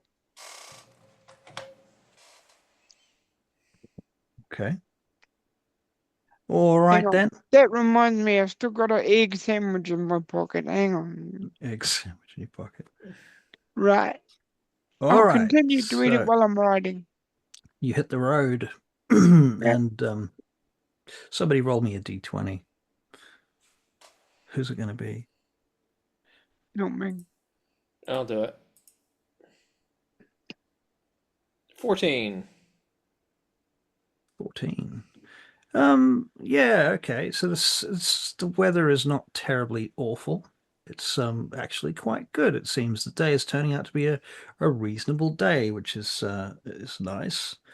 And as you head south, you ride 12 miles south of Kalaman along a bleak stretch of grey dirt and skeletal willow trees under a low ash-choked sky, despite the fact the sun was out earlier. As you're heading south, you realize there's smoke in the air. And suddenly a foul stench of sulfur, burning coal, and the smell of, well, perhaps death, cuts through the damp air. Looming ahead of you is a towering, windowless block of raw, jagged stone, reinforced by plates of rusted iron and ringed by deep defensive trenches. It's oddly kind of a combination, somewhere between a sort of brutalist industrial tower and a cottage. And you see on the front of it there is a big clock face sort of above the main door behind these walls. Let me bring you to a map. Doop doop doop doop doop doop.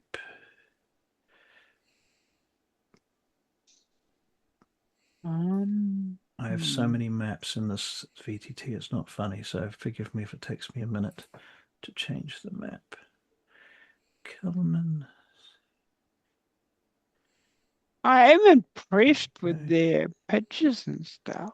Their pictures? Who's their pictures? I made these. I mean, whatever pictures, wherever they come from, they impress me. I'm glad because I made them. Most of them. You can't have been this good. Well, I used AI, so it's not like I was, painting them for hours. Okay, here we go.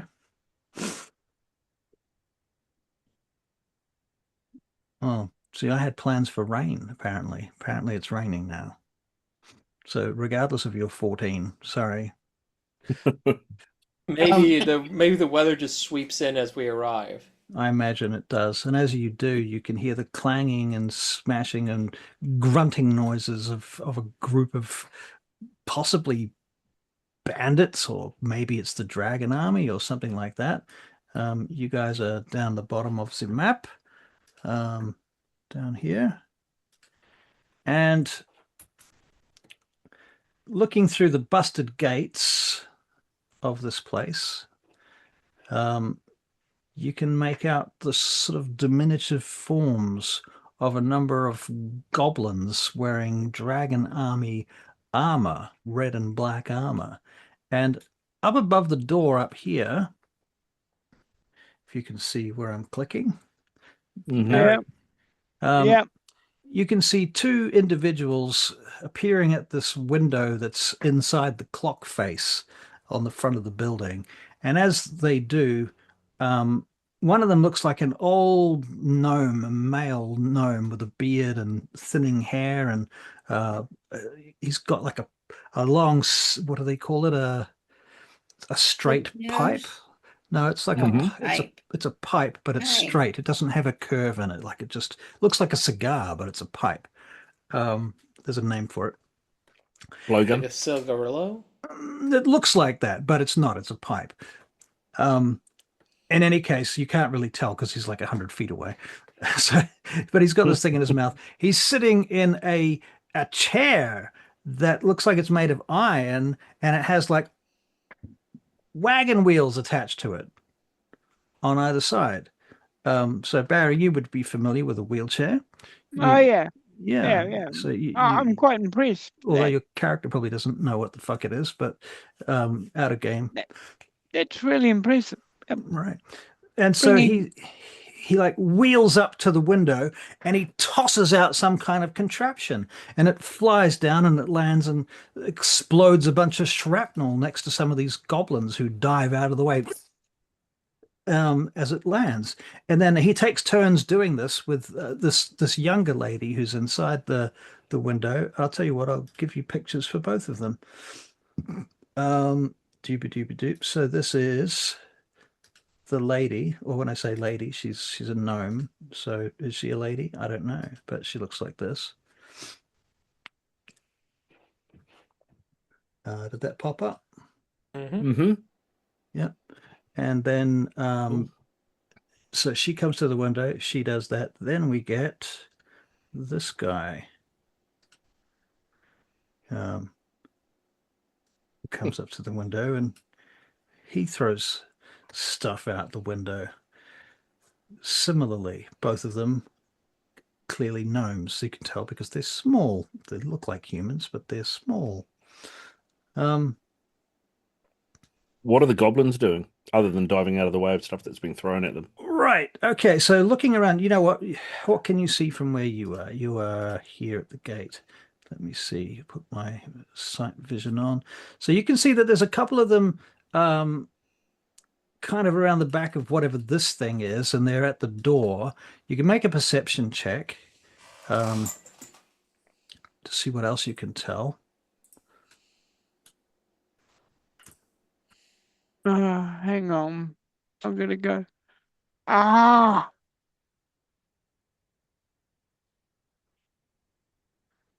I will also get an initiative roll from everyone. I can't get it off. Russ, can you take the girl off my screen? No, you can't. I possibly can, actually, come to think of it. I mean, it's just a click in the corner. It's yeah. She's gone up, so that's covered. I see. Hold on. Tatina Rookeldust. Force closed. Does that work? Yeah, it works. Cool. So yes, I can. Remarkable. I'm as surprised as anyone. No, oh dear. Oh dear. It's left me with a white screen A white screen. over my character sheet. Right, press the 0 key. 0. Okay. Did that send to your map? Like, make sure you click on the map. Yeah. Nothing happening, but we'll keep trying. It's not going to just happen by keeping trying, I'm afraid. Oh, this is not my day. No. Okay. Really freaking weird, isn't it? Just close it and start again. Yeah, I'll do that. All right. All right. So from the entranceway, we made a perception check, didn't we? Yeah. Mm-hmm. Okay, Most of us did. Most of you did. Who did? Who got what? Let's see. I got a 10. Vinus is a 10. Okay, so Vinus, you're not I seeing got much. a 9. Kale got an 18. 18. Okay, so Kale, you can tell that there are around the corner over here, there are more goblins, and they seem to be harassing somebody around the corner just from the sounds, just based on what you can hear. Similarly, over here, there seem to be goblins harassing somebody over in that direction too. And over this entire scene, there is this constant sort of, here, take that, you little bastards! Ha ha, yeah! And that sort of just continues throughout. Meanwhile, the goblins are yelling and shouting, and every now and again you hear a different voice, Kale, that's not a goblin and not a gnome. It sounds like a different tone altogether, a deeper, gruntier kind of sounding voice, giving orders such as, you get over there now, move. And you pick up an element of discipline that the goblins lack in their tone and in their directions. And that sound seems to be coming from over here, but you can't see them. Would Kale recognize that sort of voice, given that he fought goblins as a mercenary? You make a history check.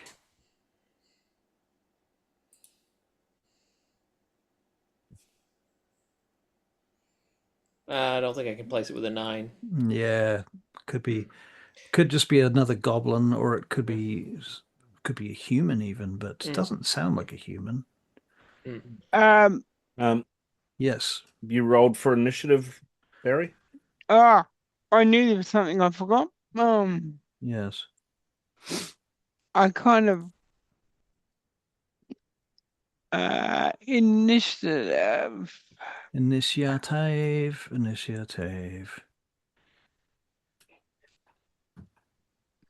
There's an 18. Very nice. Very nice. Okay, cool. All right. So, let's see. Where's this Have they guy? seen us?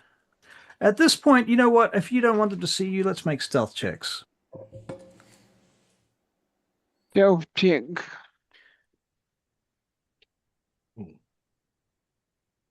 Now, as you can see, the place is ringed by a wall, and there's a gate, but the gate is sort of smashed open at this point.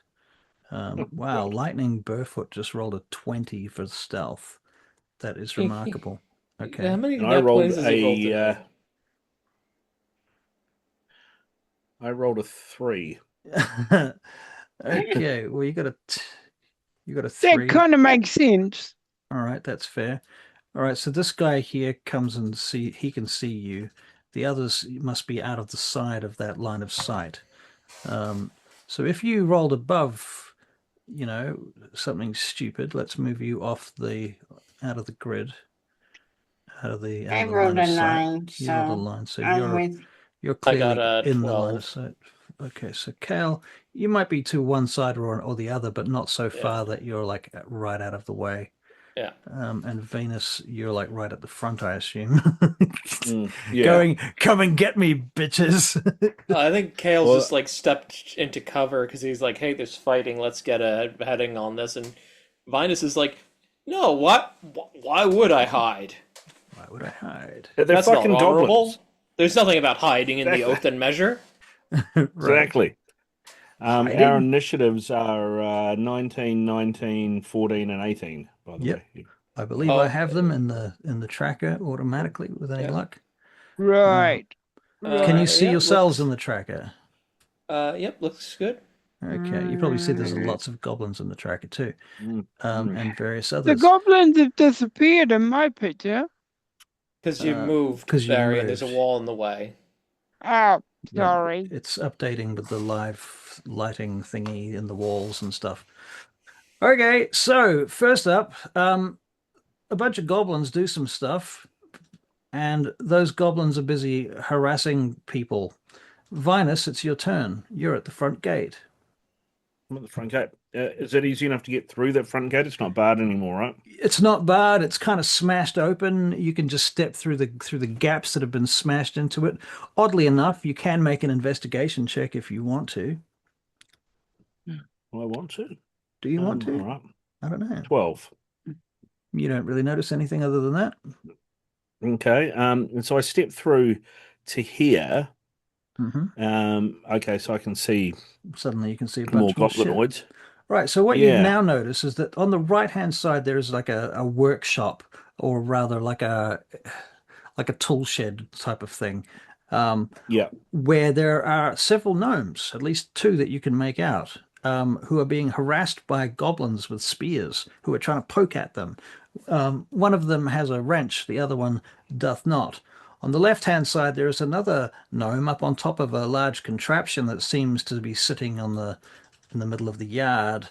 And these two goblins are harassing him also with spears. Now, at this point, I feel it is probably a good point to throw you some more images. We have inside on the right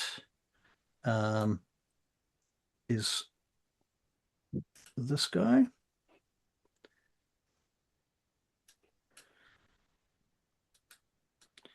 Buff gnome.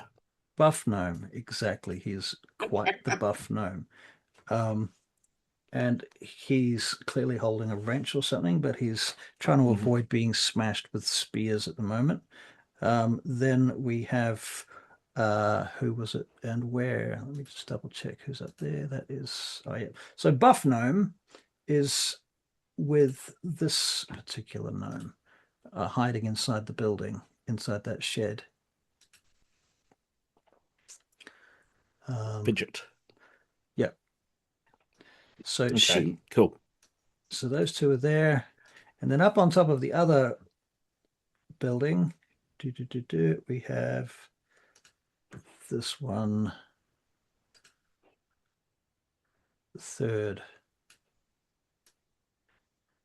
Now, if any of you were gnomes, I'd say that you could make a perception check to see anything interesting. I suppose you could make nature checks. Well, the ears on that gnome look different than the ears on the other gnomes. Or am I just, is that just AI? That's just AI. Right. Yeah. Did you say perception? Yeah. Perceive fucking nothing. Gnome. Vinus, you don't give a damn about whether or not they happen to have the same lineage or not. Who else rolled? I don't think nobody else Kale has and seen- Lightning can see. Right, nobody else has seen anything yet. Okay, fair. All right, I will force these closed if anyone wants to see them again. You can see them in the... Oh, can you? Let me check. Actually, I can. Oh, yeah. If you go to your journal button, you should be able to open them again anytime. Tell me if that works. Yeah, it does. It does, okay. Gulliver, Fidget, Pip, Pops. Yep, it definitely does work. Cool. Excellent. We can also got the Nari Crash in there. The Boiler Drac, we'll put that in there too. There you go. Okay, cool. Cool. Alrighty, so Venus, you stepped through. Yeah, and I think probably in terms of mobility and being able to actually do something this turn, Yep, that's probably I'm 5 gonna feet go. that you've used at this point. Yeah, I'm gonna go here, and I'm gonna attack this guy, but I'm gonna use the double swing thing to try and get this guy as well. Oh, nice. Okay, roll to hit.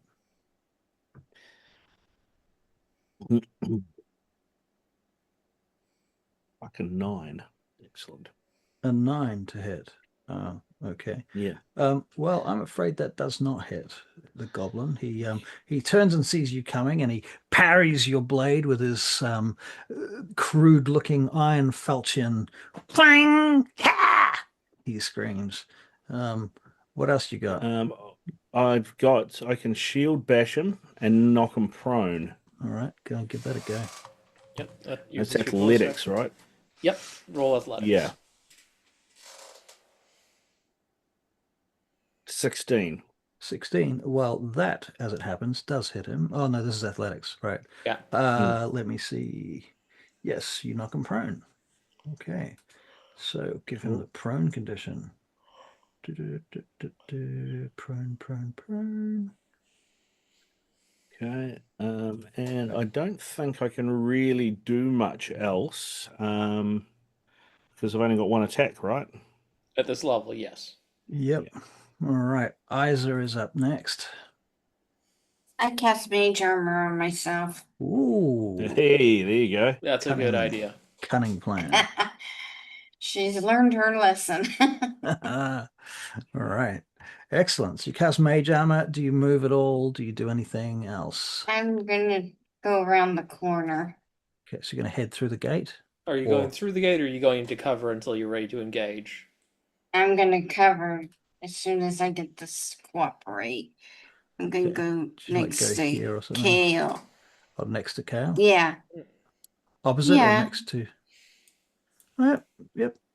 Okay, cool. They All were- right. So that's what you want to do. Lightning, you're up next.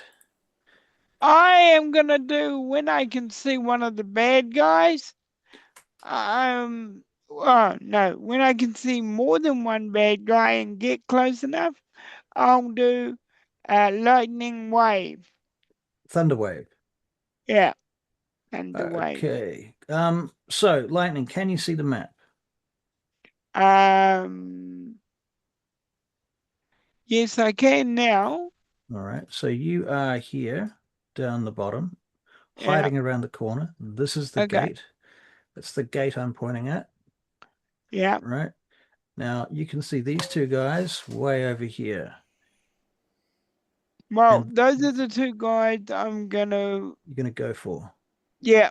All right. So are you going to, because there's a wall right here, right? And the gate and the wall goes around. Yeah.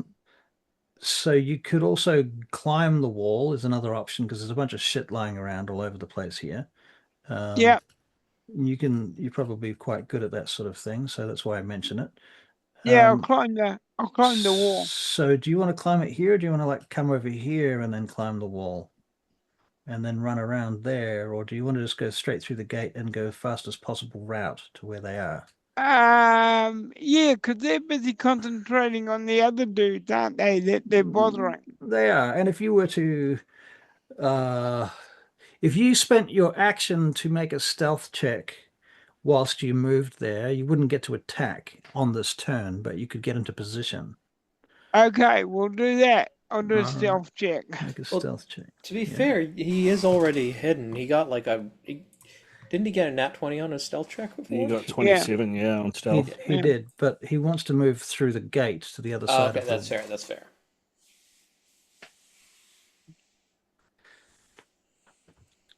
Hmm, 21's not bad. 21. Okay, so you can move 10, 15, 20, 25, 30, 35. Okay, so that's 30 feet brings you to there, which is about halfway. I tell you what, though, this is the thing. Once you get through this door, through the gate, Yeah. You see Sir Vinas is immediately to your right here, Yeah.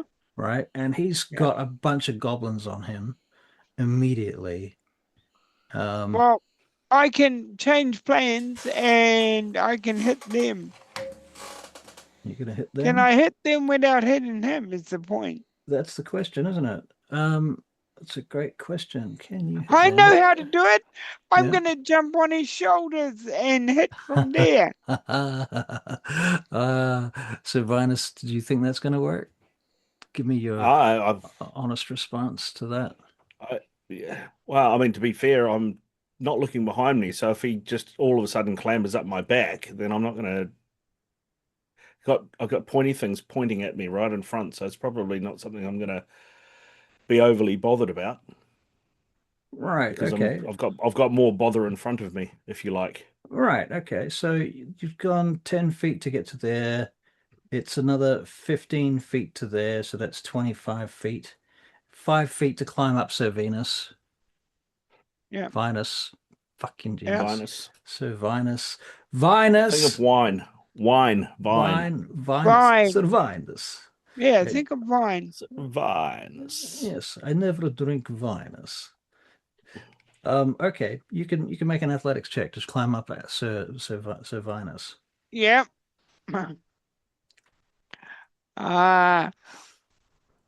What about an acrobatic?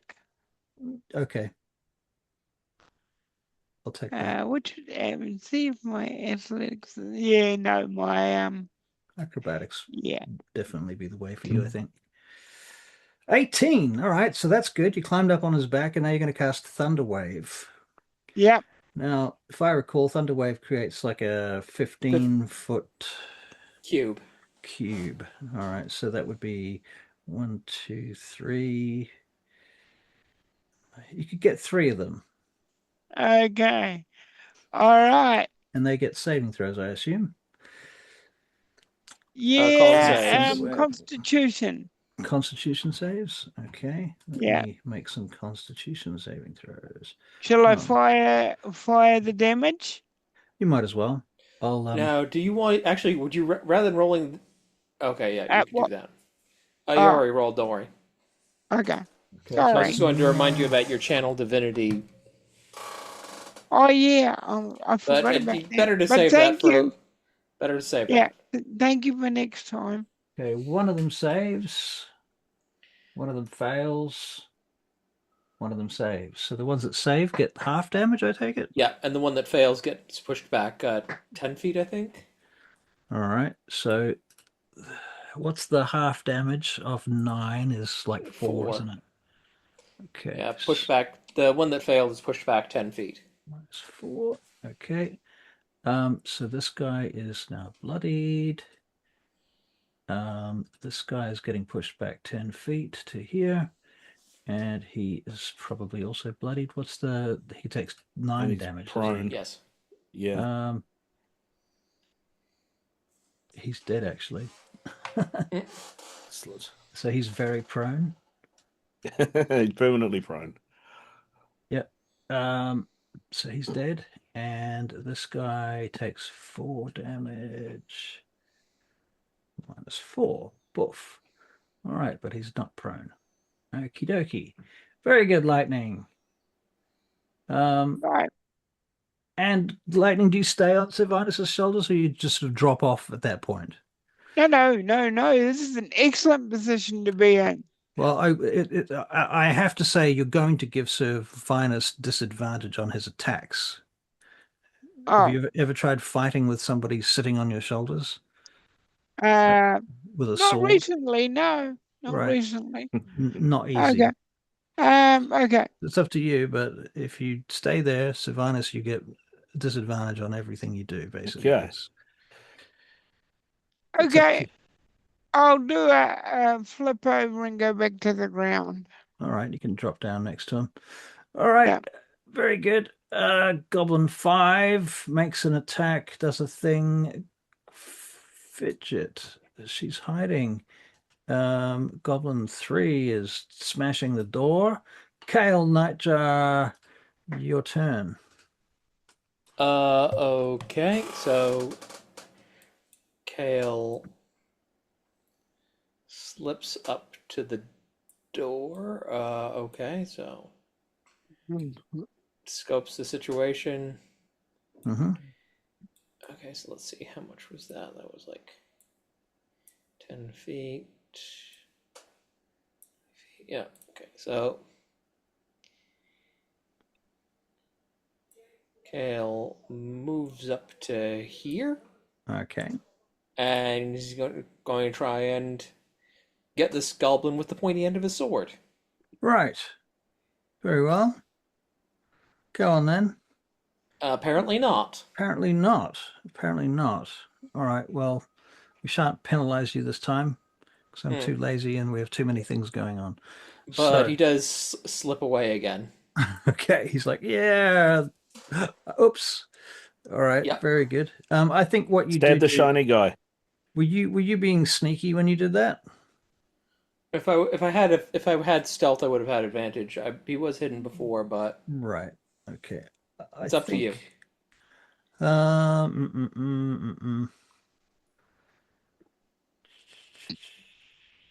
Yeah, never mind. We'll just leave it at that.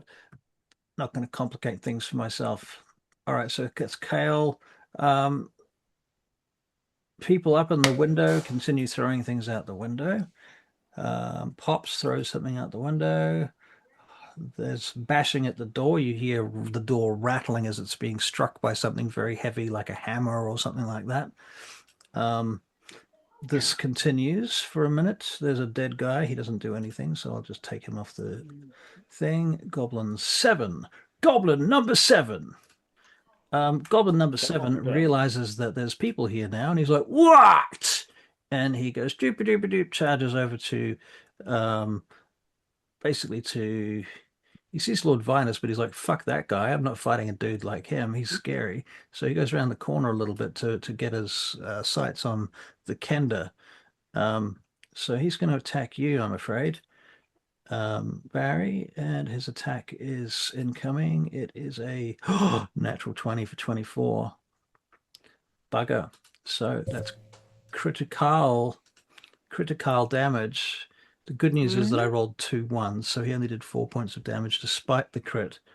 So you need to reduce your hit points by 4, please. Sir Vinas, did you want to use your Sentinel feature? Well, I was just thinking, I have interception, right? It's where a creature you can see hits a target other than you within 5 feet. You can use your reaction to reduce the damage the target takes by 1d10 plus 2. You must be wielding a shield. I'm going to take the Shield or simpler martial weapon, but yes. Yeah.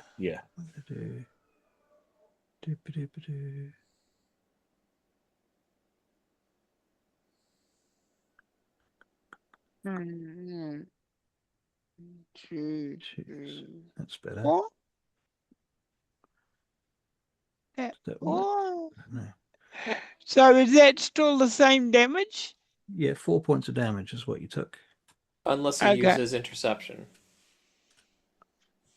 You are doing interception. Yeah, it's a reaction. Okay, so what am I doing for that? Do I make a saving throw or what? No, he just rolls a d10 and adds 2 and reduces the damage by that much. Okay, so he doesn't take. Right, so did you roll your? So it's 4. So you take no damage. Okay. Nice. All right. Beautiful. Writing.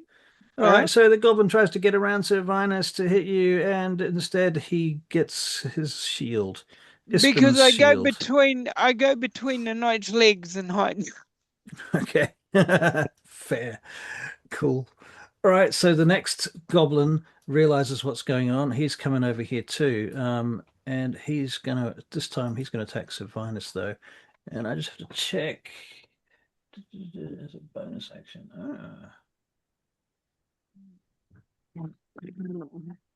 All right, so this guy comes up. He's going to attack you, Sir Vinas, with his scimitar. He rolls a 19. Oh, 19 hits. 19 hits. All right, so that does 7 points of damage. And he is going to use his nimble escape to disengage as a bonus action. do you still get to use your He sense? already uses You reaction. used your reaction, right? So he goes, "Fuck Yeah. this," and he goes back over here, around the corner. Goblin 10 is like, oh, he's actually doing some other shit. So he's coming around here and he's trying to sneak up over here. So he's busy. At which point, one of the bombs that what's his face threw down comes flying down. I'm going to say it lands here. Now, let me check what the rules are for this thing, because it's complicated.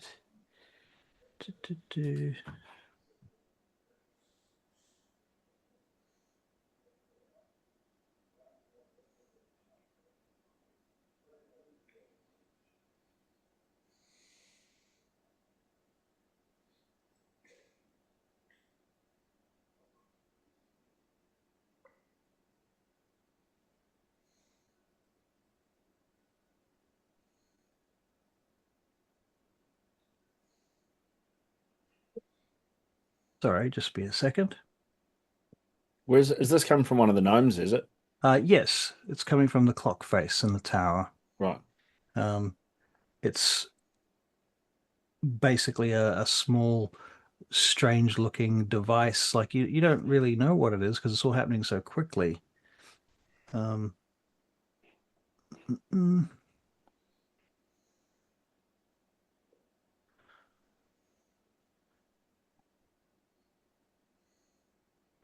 Okay.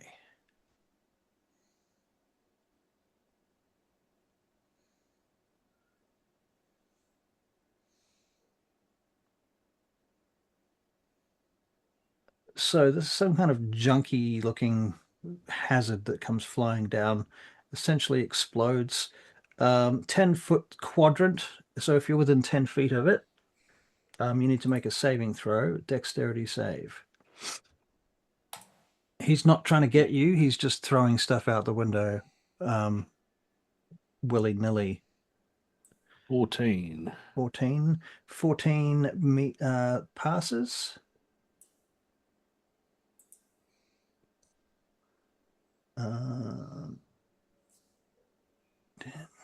Okay. Let me see who's within 10 feet. So, Kale, you're within 10 feet. Yeah. And Lightning, you're within 10 feet. And so is one goblin. Wow. Okay. No, I make it 2 goblins within 10 feet. Is this goblin within 10 feet? Well, I measure it. So I measure it. He's exactly 10 feet. He's pretty much 10 feet to the center of his token. All right, let's do. Lightning, you still need to make a dex save. Okay. Why does this guy not have a fucking? Do I see this thing? Whatever it is. No. Yeah, No? you do. You see it coming. Yes, you're making a dexterity Okay, saving then throw. I'll think. Well, this can't be all good. So, because I don't know where it's come from and I don't know what it does, so I put on Shield of Faith. It's not your turn, Barry. You can't cast a spell as a reaction like that. Okay. Not that one, I'm afraid. Shield you can, but not Shield of Faith. And this is a dex save, so neither of those spells help. Dex. Yep, afraid not. That's why I hate this game. Okay. Okay. Where's the Dex? Oh, there it is. Cool. Dex save for him. Okay, so this goblin fails, and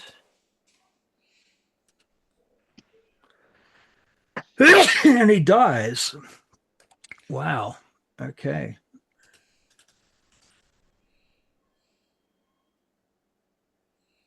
This goblin, he also fails, and he dies. Fucking hell. Wow, they both got shrapnel in the head. How much damage did we take? Okay, so you each take. We saved, right? Some of us saved. If you didn't save, you take 7 points. Okay, so what's the DC? 13. Okay, so lightning takes full damage, Kale and Vinus take half damage. You either take damage or you don't, I think. Oh, it's not a half on a save? No. Okay, in that case, just lightning takes damage. So how much have I taken? 7. 7. 7. Okie dokie dickly doke. Yeah, Okay, 7. I think I'm getting a cold. Okay. All right. Sounds. That guy's in there. He's doing his thing. Those guys, he's dead. Yep. Remove you. Vinus, we're back to you, sir. Okay. I can see this little motherfucker that did the tag and release on me, so I will attack him. All right. You run over there and you stick him. Stick him with the pointy end. Yes. A fucking 9 again. Jesus Christ. What? What's wrong with you? I don't know. At least I can slippery do is little bash him. fuckers. Give him a Yeah, at shield least I back. can do is bash him with a shield and make it easier for the others to kill him.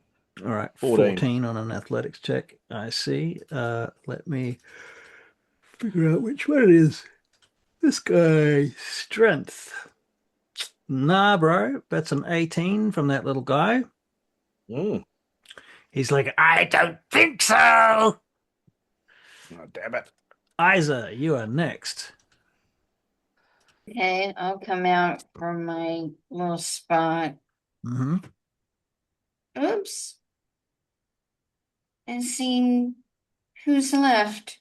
Oh, I can take this thing out of the way now. I'm just going to put it over here so I know where it is. Who's The left? question is, can I hit him without hitting Vinus? Hit him without hitting Vinus. This guy here? Yes. What are you trying to hit him with? Firebolt? If you roll a 1 to a 5, you will hit Vinus. Okay. That's a 1 in 4 chance of hitting Vinus. 25%. 25 to hit. 25 to... That's a crit. Well, that hits. That hits. And you it do stays double hit. damage. Yeah. So let's see your crit damage on your firebolt.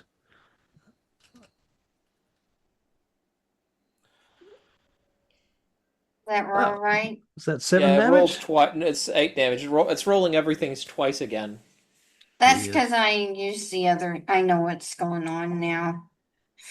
All right. Don't use that It's anymore. 8 damage.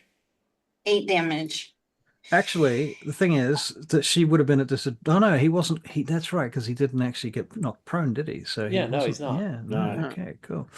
All right, so that actually worked out quite well for you. All right, so he did. Very He good. did. Do you have anything else you want to do there, Isa? Nope. No, I just stay right there since he's dead. stay right there. Okay, lightning barefoot. Okay. So let I'm me gonna. give you a quick rundown if you'd like. Yeah. So right next to you, over here, let me zoom in on my map so you Yep. can Yep. see. I see it. Right, so that these guys are all dead, but there are these 2 gnomes inside this thing, and they're kind of locked in there, it seems. You're not sure whether they want help or not, you don't know, or whether they've locked themselves in there. That could be the possibility. Okay. There's definitely holes through the side where these goblins were sticking their spears, trying to get at them, and they were hiding under a bunch of stuff. Over Okay. here on the other side of the other side of the yard, there is still another gnome on the top of this funny looking contraption. You have no idea what it is or what it does, but you never seen anything like it. And these Okay. 2 goblins are trying to figure out how to get up there at the moment. And at the moment now, one of them is like getting on the shoulders of the other one, and they're trying to climb Okay. up on top of it. Can I run across there? Can you run across it? You can try. Let's see how far it is from where you are. You're here. That is 65 feet to them. So Yeah. you can crossbow bolt. You can move over like part of the way and then use your hoopak to throw something at them, or Yeah. you can dash most of the way, but you can't actually dash. Actually, you know what? You can just dash to them, but if you get there, you won't have anything up your sleeve, and they will. You'll have like, Okay. you know, All right. Well, if I can go part of the way, I'll go part of the way. yeah. Can any of my spells like lightning wave or whatever they Guiding, call it? guiding bolt is one Yeah, that, yeah, guiding bolt, can it reach? yep, easily. But Okay. that does use a spell slot, though. It is a Obviously, yeah, it's a spell slot, and you've got like a bunch of goblins. So using a spell slot, hitting one goblin. yeah. Like Uh, the thing Whereas about like Thunderwave Thunderwave does and like Shatter, they're guaranteed to do damage. some damage at least, yeah. okay. Whereas Well, Guiding Bolt is like lots of damage, but one target and one spell slot. okay, no, we'll wait and use the wave. Thunderwave, all right? Yeah. Thunderwave. All right. So at this point, you've moved like 5, 10, 15, 20, 25 feet. You've got another, okay, let's say 30 feet. That's your basic movement. Now from here, you can fire something, crossbow or guiding bolt, or I'll you can dash the rest of it. I'll do crossbow. Crossbow. All right. Roll your crossbow to hit. And I assume Okay, just I'll let just me choose change one of these over guys. from magic to crossbow. Come on, guys, don't muck me around. I hate this when it does this to me.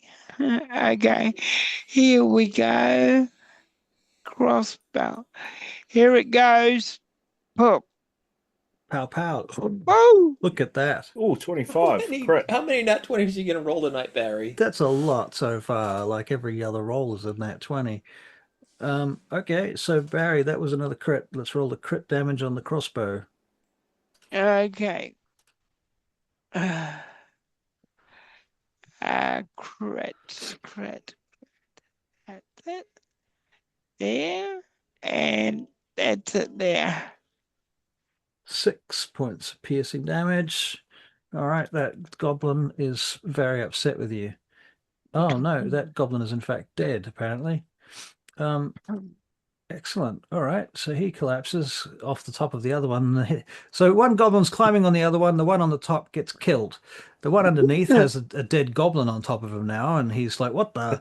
And he's pulling himself out from underneath him.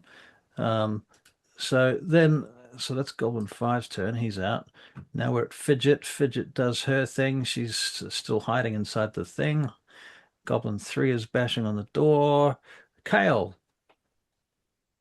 Okay, so I can see Lightning is taking care of the guys off to the side, and I'm not really liking the guys, whatever's happening on the door, so Kale's gonna move up to there and then just kind of lean out Have a look. to basically get a look at what's going on over here.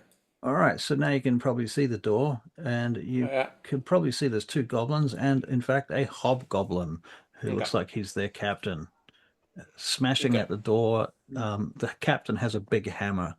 The others are like trying to get their spears in through the cracks and break the hinges and what have you.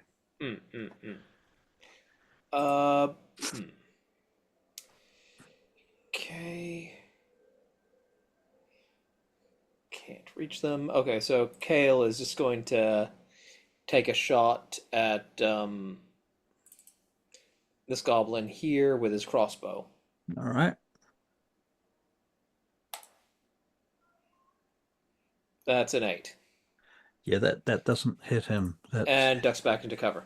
does hit the wall, and he looks over his shoulder and he's like, "Ah, we get cover now! Go!" Right, Thingo does a thing. Pops does a thing. Hobgoblin goes. He decides he's like, "Fuck that! I'm coming for whoever you are." 20, 25 to here. He comes up to you, Kale, and he is attacking you with a longsword. "You stranger!" And he rolls a 12. Mm. So I assume that does not hit you. That does not hit. All right. Goblin 2. Goblin 2, where are you? Okay, he's going for cover. He heads around here. Goblin 7 is dead. He needs to get off the battlefield. So does you. So does... no, that's good. All right. Goblin 10. Okay, this guy starts climbing up the pipes. Let me see. This falls here. These two goblins are going to make saving throws.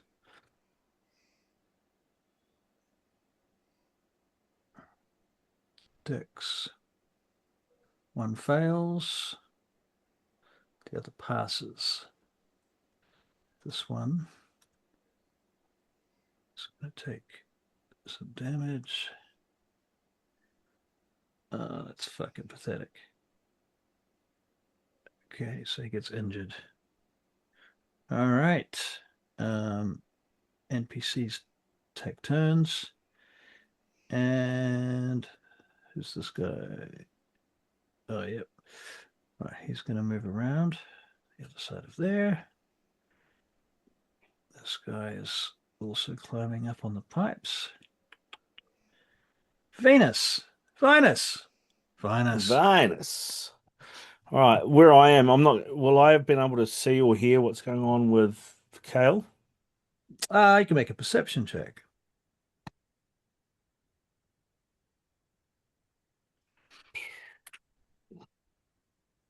A 6. You like at this point, you are unless you actually move, in which point you will start to see things. But that depends on where you go, depending on what you decide to do, because if you're due to your lack of information. So you're either going to come around one corner whereupon you will not see him and not know what's going on, or you'll come around the other corner, in which case it'll be blindingly obvious. If that makes sense. So it's just a matter of 6 one, half a dozen the other, which direction you choose to go. Yeah. Flip a coin. Yeah. Well, I mean, you can, yeah. I mean, if I come back around this way, I'm not going to be able to get here anyway, am I? The other thing to take into account is that you are motivated to protect Isa, so that would be one reason you would go that direction. Yeah, true. Okay. The cat wants out. Hang on. Here you go. In, out. Fucking hell. All right. So I come back around this corner. So I've gone, what, about 10 feet to there? Yep. And I can travel 30, right? Yep. And Isa is there. So if I go 1, 2, so now 3. I mean, immediately as you get to the corner, you might have moved 10 feet even before you will see where Kale is. So you could reevaluate your situation after using those first few feet. If I get to him, it's probably going to be 30 feet of movement. Do I still get an attack? Yeah. Yeah? Yep. Okay. As long as I'll get up here. You need to get to like here. Yeah. Yeah. I get to there and then try and take some of the heat off Kale, and I will do so with a goading attack. All right. Which basically means that after that he will only want to fucking hit me and not anybody else. If that makes sense. Hell? One of my characters just moved. That was weird. One of the NPCs just went do. I'm going for a walk. Yeah. Thanks very much. That was very strange. Ghost in the machine. All right. So I'm spending a superiority die for this goading attack. Well, you only spend it if you hit the attack with the attack first. Oh, nice. 24. That hits. Yeah, and the damage is 5. Well, plus your superiority die. Right. Plus the superiority die, which is a 1d8, isn't it? Yep. 1d8, yep. That's a wisdom save, isn't it? It's only one. Oh man. It's more than I've done this round, this combat. Okay, so So you've 6 points. Yep. So you do 6 And a points of wisdom damage save. and a wisdom save. Okay, so the wisdom save is a 11. No, he misses. It's 13. Okay, so what's the result of On that? a failure, he has disadvantage on all attack rolls against targets other than me until the end of the next turn. Well, that's fine. He's probably quite happy to attack you. Yeah, that's what I kind of figured. All right. And then That's- can I shield bash him as well, can I? So knock him prone? Yeah. Yeah, Goodness, you that's can your do bonus a lot action. of things. Goodness, you can do a Yeah. lot of things in a turn. 18. 18. Very nice. Okay, where's this guy's stats? Let me roll his strength. That is a 14. All right, you knock him flat. So he is now prone. Prone as a prone thing. Where'd you go? Prone. There it is. Okay. Very well. Isa's next. Okay. I'm gonna get this off. Get off. Nope. Keeping in mind that the guy that's on the ground is, you have disadvantage to hit him because he's on the ground, and unless you hit him with a sword or a close-up attack, melee Well, attack. she's got spells that are saving throws. That is true. Avery has a strong point there. Saving throws. Saving throws. What are you going to do then? What evil genius move are you concocting?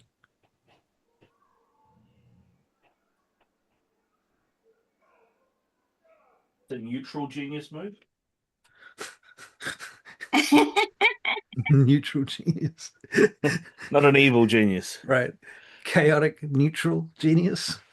Lawful neutral genius or true neutral genius is the question. No, I'm not without hitting my friends. I see. Don't want to. So again, you've got options that are saving throws. That's what I mean within a 5-foot radius. Which spell are you looking at? The only one I have for a saving throw right now. Prepared. You've got two with. I'm looking. You've got two with saving throws. I'm looking at your sheet. You've got lightning lure and poison spray, and you can position the radius. So the radius is 5 foot, but you could go up behind us and do poison spray, and it would still miss us. So you're saying, Yeah, but that's he's within. saying, I have to be within 10 feet, though. Yes, and the thing is, you're not getting within 5 feet. You're getting within 10 feet. So you're still out of melee range. so he's saying you could move to here and you could cast it here. Yes. And that would leave you out of the combat, and he would still have to save, and your friends would not have to save. They would still be out of range. Okay. All right. So what is he saving against? Is it con, is it? If it's a poison spray, was that the spell we're Poison talking it about? would be, yeah. Must be con, surely. Yeah, it's gone. Yeah, Hey, it's it's a massive 4. I fail that. Game. Yeah, you fail. Yeah, I think so. Give me some damage for my hobgoblin. Go on, kill me. I dare you. Oh, Oh, no. you know what? Man. I don't accept that. Roll again. No. Okay. The dice have spoken. Sorry, The Russ. dice have spoken. All right, I can't. She's They still don't done a like me. lot more than I have. He does not want to die, this guy. I thought Vinas was going to kill him, to be honest, but nope, still not dead. I don't know. 1d12. It should have. How did a D12 not? That's what I don't know. It's a 1 in 144 chance. Wow. All right. So, Isa, thank you for your time. Your next attack would have been an 8. See? What the fuck? Okay, lightning. All right, I have a problem, and I'm going to kill him while he's still trying to get his mate off his head. He's already moved, unfortunately. His turn has been and gone. So is he's it? already left that position and he's gone and hidden around the back. If you're looking at the map, you see that he's over here now. Okay. Well, if he's going to take But there's that this guy that you attitude, can see right here that's everybody's trying to kill, but failing at it. And he's only a few feet from you, really. by Oh, anybody's well, stance. So I'll, 20 feet away. okay. Can I just like let him have it? Crossbow, Yeah. hoopak, dagger in the Um, back, bite him in the no, balls, kick him in the no. shins. I'll if I do a lightning wave, the others will get done by it, won't Yeah, they? definitely. Yeah. It's not really worth it on one guy. Okay, I'll do a crossbow. All right, crossbow it is. Roll to hit. Who are you doing Hang it on. at? The hobgoblin. Hang on. That would be disadvantage though. True, because he's on the ground. That's true. Well, okay, so your other option is either you stand still, fire the crossbow, and it's disadvantage, or you move 20 feet and hit him with your hoopak. I'll move 20 feet and do the yeah, you know what Okay. I'm doing. The hoopla. You could even get behind him to get. Well, he's already you already get advantage with the hoopak actually, so it doesn't matter. You can just move up to him and hit him with the hoopak. Go for it. You have advantage to hit. Okay, all right. Advantage. Advantage. Yeah. It's the, If you don't kill him, however, I quit as a GM forever. There you go, 21. That hits. okay. And this is my hoopak. Yep, the melee version, not the range version. Okay, it got it ready to go. Bang. Okay, Oh, you murder see? you murder him good. You murder him good at last. Good.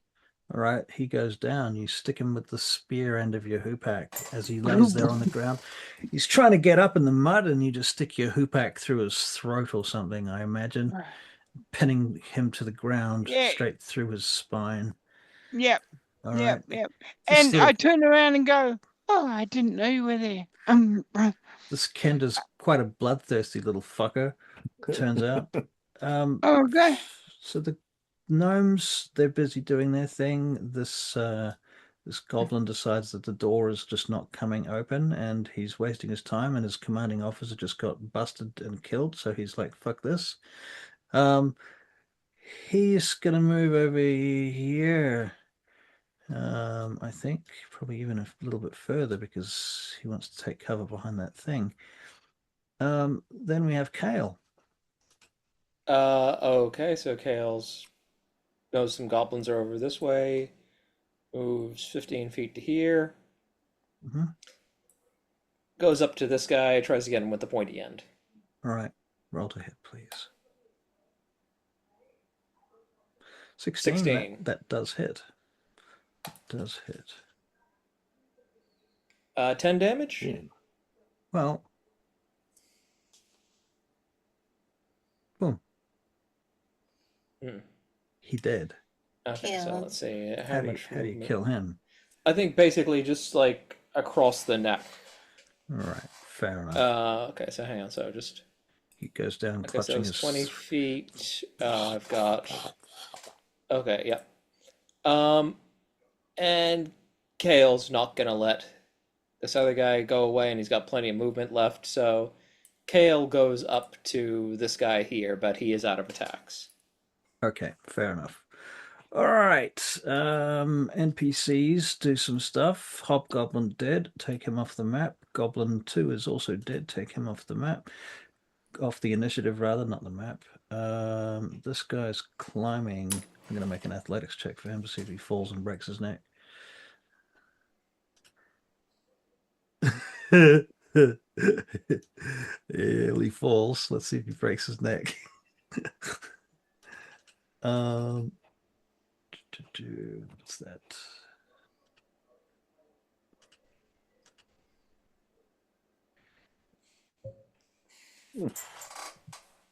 He falls and definitely hurts himself.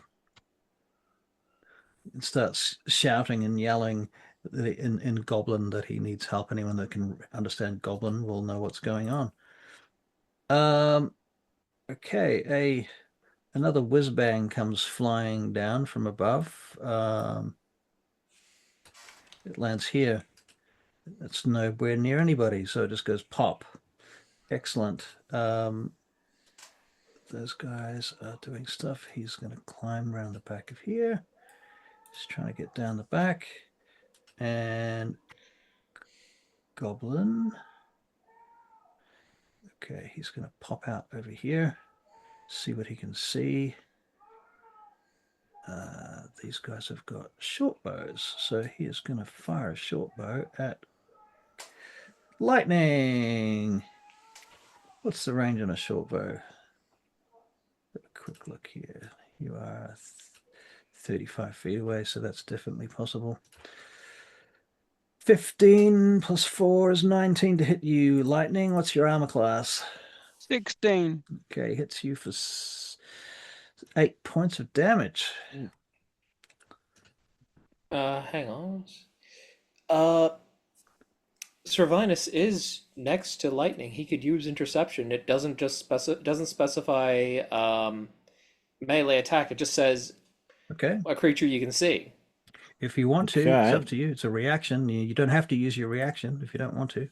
12. All right, so you intercept that, and he takes no damage. Bang! You get your shield in the way. Very nice. Shield. Catch it on the shield. All right, the goblin moves back behind the device that he's hiding behind and takes cover.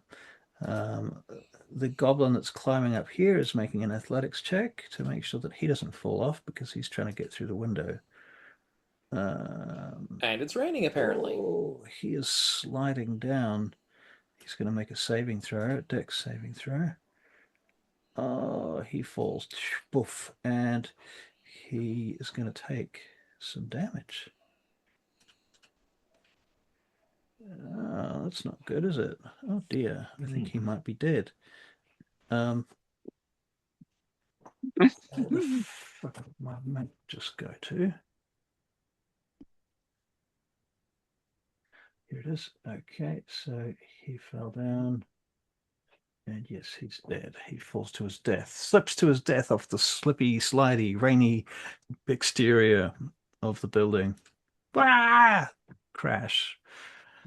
Isa. Isa, it's me. What about Vinas? Yeah, you Oh, skipped you're Vinus. right. I skipped you, Vinas. I'm sorry. Vinas, I did the old trick. Yep. Yeah. I thought it was Venus's turn, so I skipped it. You thought that was we know that I'll know that I've just caught an arrow from behind this contraption here with this guy, right? Yep. You're definitely So aware of I that. just And you see so I just this guy there has just climbed down off the other side, trying to get away from that guy. Cool. I just say to Lightning, I'm gonna flush this guy out. Be ready for when he comes around the other side. Okie dokie, ticky doke. What's that? 10, I will be ready. 20, 30 feet to about there. I can't see anything happening. Oh, I see. Yep. Okay. Yep. Yeah. So that's about the range, the range of my movement. I can't see him from there, can I? Or there's no line of sight. You can make a perception check, and I'm going to give him a stealth check, and we'll see whether you can see like his hand or something like that. Okay. Or maybe hear him moving. Don't worry about it. 4. Well, don't get too excited. He could still roll the natural one. No, he didn't. But yes, okay, fine. He got a 15. Yeah. All right, cool. All right. You still have your action. You could always use your action to dash. You wouldn't be able to attack unless you want to action surge, but you could still do it. I would also allow you to use your action to climb up on top of this thing with an athletics check. Okay, let's do that, right? I think it's Yep. probably climbing up top's probably the. Yep, it is If slippery. I dash and get to him, If you fall, if I it's dash a and D6 get to damage. him, yeah. If I dash and get to him, I can't do anything, right? Correct. But if I can't give an instruction because it's not my turn, if I see him trying to do that. Well, you can. I'll let you speak out of turn. Oh, Vinus, stay there so I can use you like a ladder. okay, so you're gonna use me like a ladder. Yep. Do you want to be I'm gonna used climb like a up ladder? you and then get up to the Well, top. it's worked once, so in this Alternatively- battle, so I don't know. You could also climb up there before he gets there. Then, when the Kender arrives, just grab his hand and lift him up. True. I'm actually more tempted just to dash at this guy yelling incomprehensible threats and try and force him to sort of run around the other side into lightning's path of fire. You see, that's kind of what I'm thinking. Yeah, okay. Go for it, bro. Go for it. I don't have to roll anything to dash, do I? Is it No, just intimidation no. if I'm doing that to get him to move? You want to make an intimidation check? Yeah, you could do that. Yeah. So you just move So, around the yeah, corner, head up to yeah, his I'm position, kind of and make an intimidation roll. yeah. You can use running at strength 8. as a modifier for your intimidation check if you wanted to, if it's higher than your Oh, you charisma. bugger. Okay, yeah, all right, let's do that then. I'll roll that again, shall I? Yes. Let's do that. 22. So running around the corner, screaming that I'm going to take his head off and smashing my shield and sword together. Do you have, I mean, it works, but I was just curious whether or not you have proficiency in intimidation. I have plus. He rolled it as a strength save, but it does work. The numbers do work out. Okay. About right. Cool. All right. So Venus, you've moved up to here, as far as I can tell. Yeah. All right. And on this guy's turn, he will run away. Is Cool. Isa is he Isa? I'm gonna move here Mm-hmm. and go after this guy right here. Uh-huh. Okay. And he needs to make a save because I'm gonna pull him off the building. Is it a strength save? Lightning lore is a strength save. Okay. But which See if guy are he you targeting? fails. He The rolls one on the building. he rolls a 14. This guy here. Lightning lure only has like a 15-foot range. So you'll have to move up to him. Okay, I'll move up closer then. Whoopsie. It's a Move, great sheep. spell, but yeah, it's I'll move up closer then. Yep. There. Yep. So you need to be about Right there. You need to be about here. Right there. So I Okay. hope you have enough movement to get there. Yep. And Okay. move. And Yep. he rolled a 14 on his strength save. He saved. Bugger. Bummer. Oh well. It was worth a try. It was definitely worth a try. All right. Does he take any damage or not? No. no, I don't think only so. only if he fails and if he's pulled closer. Right. Okay. So lightning. At this point, Vinas has gone around one side. You're expecting to see this guy come around the other side. If what you're trying to do is get him to chase him out so that you can attack him, then you should hold an action. Alternatively, you can start moving around there before he gets there so that you can just attack him now. That's also possible. Okay, I'll do that. You do that. All right. Are you going to crossbow him or what? I'm gonna crossbow him. All right. So you're going to move, say, 30 feet to here. Actually, you know what? You can't see him from there. He hasn't moved Okay. yet. So you're going to have to hold an action regardless. I will hold a great. I'll do that. Hold an action. Okay, very good. So the minute he comes out, I will inform you. Goblin 3. Who's this? This is Kale. Oh, okay. So Goblin 3 is attacking you, Kale. With a scimitar. That is a 18. Yeah, that'll hit. Kale, that is 3 points of slashing damage. Noted. Kale, it's your turn. I'll try stabbing him back. All right. Stabbity, whippity doo. That's a 24 to hit. That probably should hit, I expect. Be worried if it didn't. That's 7 points of damage. 7 points as well. That kills him. Oh, okay, that's good. So you just like stab him through the head, something like that. I don't know. We'll see. Okay, and then I have movement. Look around. Isa's off on her own, so I'm going to go and keep her company just in case the goblin decides to try something. Cunning, clever, or madly suicidal. Basically, if he tries to do something, he's got a target. Kale's giving him a target that's not a noble. All right, very good. Pops is screaming out the window. He's like, "Who are they? There's people in the yard, not just goblins. Someone else is down there. That's a knight. I can see a Solamnic knight. What's going on?" Can I respond? You can if you want. I just yell back, "We're here to help." We'll see about that. Ah! Throws out another cask or flask of whatever the hell it is. All right. Goblin. Which goblin are you? Oh yes, the climby goblin. All right, he's trying to climb up. Oh dear. Oh, he slides off and knocks himself out. So he hits the bottom. Clonk. Okay. Another thingo lands over here. Just outside of range of anybody, which is good. Okay, so now Barry, the goblin, comes running away from Servinus's intimidation. Here I come. And- Servinus would get an opportunity attack, unless he disengage. Well, even if he disengages, he still gets an opportunity attack. Yeah, that's because he's got a feat, right? Yep, Sentinel. Right. Okay, so Servinus, you get an opportunity. Well, that's going to suck for Barry, isn't it? You finally waited for him, and he turns up and he's dead before he even Servinus could gets around the miss. corner. No, I missed. There you go. That's the third 9 in a row. I think I've missed. I've Wow. done with my longsword. We're It's at like third 9 at this fight. 999, not the number of the beast. No. Okay, so he comes screaming around the corner, "Ah!" towards you, Kale. I mean, Lightning. Lightning's crossbow goes off. That's an 11 to hit. That goes flying past him. So he comes charging. You know what? He's not even going at you this time. He climbs up on the wall. He's getting up on the wall here. He starts climbing the wall. Vinas, it's your turn.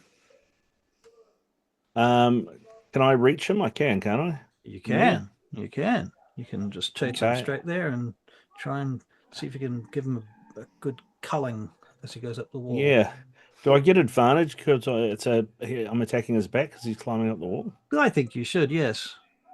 Yeah, that makes sense. See if I can roll. Oh, look at that! I rolled 9 again. Wow. With advantage. I rolled a 4 and a 3. Right, I also don't accept that. Roll that again. If it's another 9, well, the dice have spoken, but for fuck's sake. Yeah, exactly. Jesus. Hey, 21. That's more like it. That is more like it. I feel like D&D Beyond just got stuck.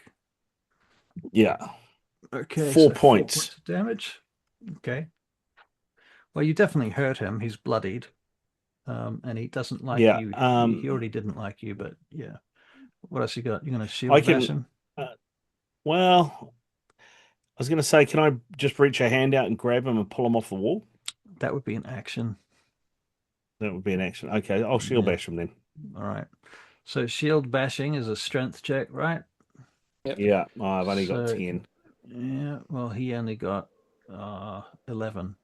So I guess he just manages to get out of the way of that shield bash.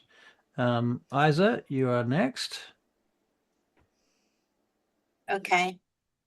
The guy that's right there on the ground in front of me. Mm-hmm. Is he alive or is he dead? Oh, is that not obvious? Okay. He's got an X on him. Well, then he's out like a light. X has been dead usually. Okay, well then I'll just move over, start working my way over to the others. Vinas. All right. To the others. All right then. So are you running or are you just wandering? I'm running. All right. So you have 60 feet. So I'm running. Run and dash. Run and dash, yeah. All right. Stop it, sheet. Dirty old. So you can get about as far as that stump thing about here. Is about the distance that you're looking at. Shall I move you over there? Yeah, it's not cooperating. Yeah, that's a pain. All right, so you're over Thank here. you. No problem. That's a dash, so you don't have any action now. That's fine. Lightning, you're next. You can see the guy that Vinas is trying to get off the wall. Okay. He's only a few feet away. I will fire another crossbow at him. You can fire Not a it. crossbow. You can go and grab his leg. You can stick him with the pointy end of your hoopak. You can headbutt him. I will do the crossbow. Crossbow, roll to hit. Because I'm too lazy. You just like put another arrow, another bolt in the crossbow. Okay, here we go. Ooh. Ah. What was that? 13. Lightning 13, 13, 13. Oh, I did give Vinas advantage because he was climbing up and he had his back to you, so I'm going to do that for you as well. You can have another try. One more, what? Yep, take another one shot. One more roll? Yep. Single one? Mm-hmm. Well, that was worth it, wasn't it? 21. Yeah. And 8 points. No, that's another whole other roll for some reason. Okay, roll the damage on the crossbow, please. Okay. And he is dead. Crossbow in the back of the head. Boom. So let's take him off. Well, that was a slippery one. He was. Yeah. Now he's a wall picture. Right. It looks to me like every one of the goblins and the hobgoblin is now dead. All right. And you hear this arguing from upstairs. All right,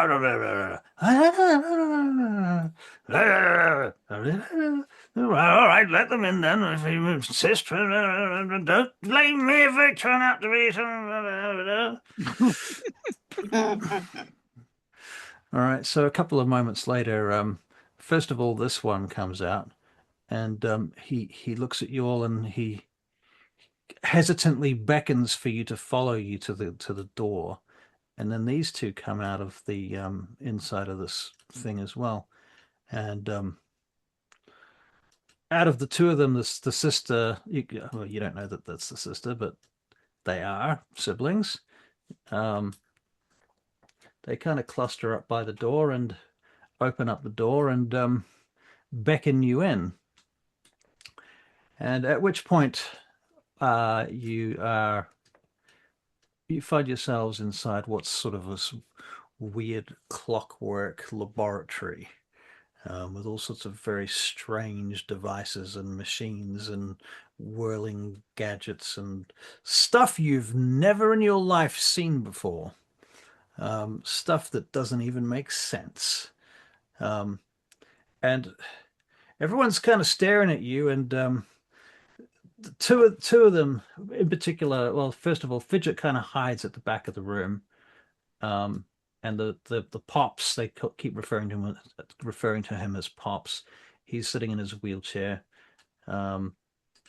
Pip kind of hangs back a bit, but Tatina and Gulliver step forward, and Tatina says, so who are you lot then? You come from Kalaman? We were sent to help you. See, I told you, Pops. Why wouldn't you listen to me? We could have had this all over with a lot quick if you just listened to me for once. Just for once. One time. You don't even know what he's saying. He's speaking in sort of gibberish goblin, sort of half gnome, half common patois sort of pigeon dialect that doesn't even make sense to most people. Fidget sort of just hangs at the back, and Pip sort of watches and said he's just keeping an eye on you. Gulliver steps forward. He says, so you came from Kalaman to help us then, did you? That's nice. You could have come sooner. They couldn't have come sooner, says Tatina. They wouldn't have known to come sooner. Are you stupid? Glances at her.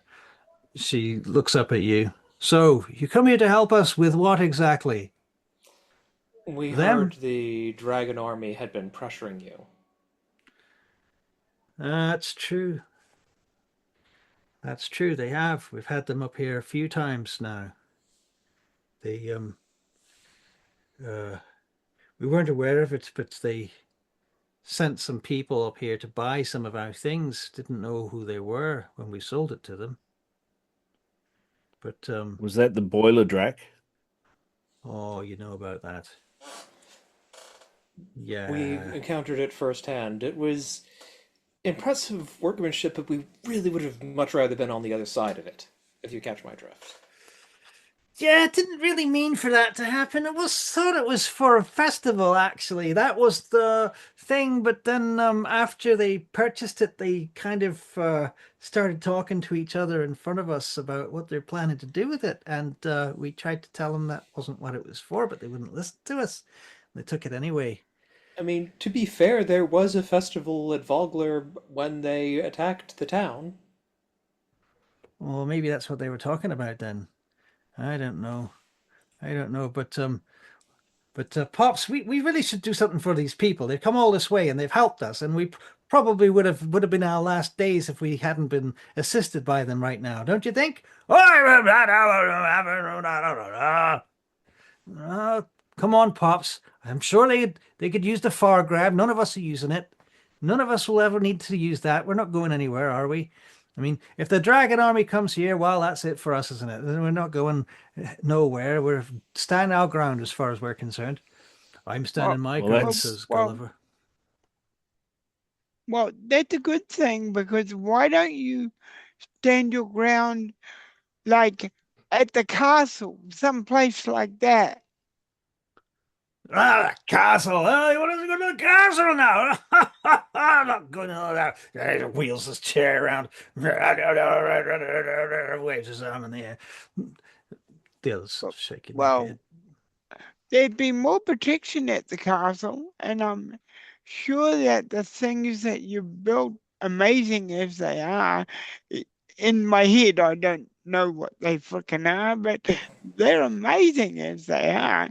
And you might be able to help defend against the dragon folk, and they might be able to keep you safer. So as you're talking, the one, this one, Fidget,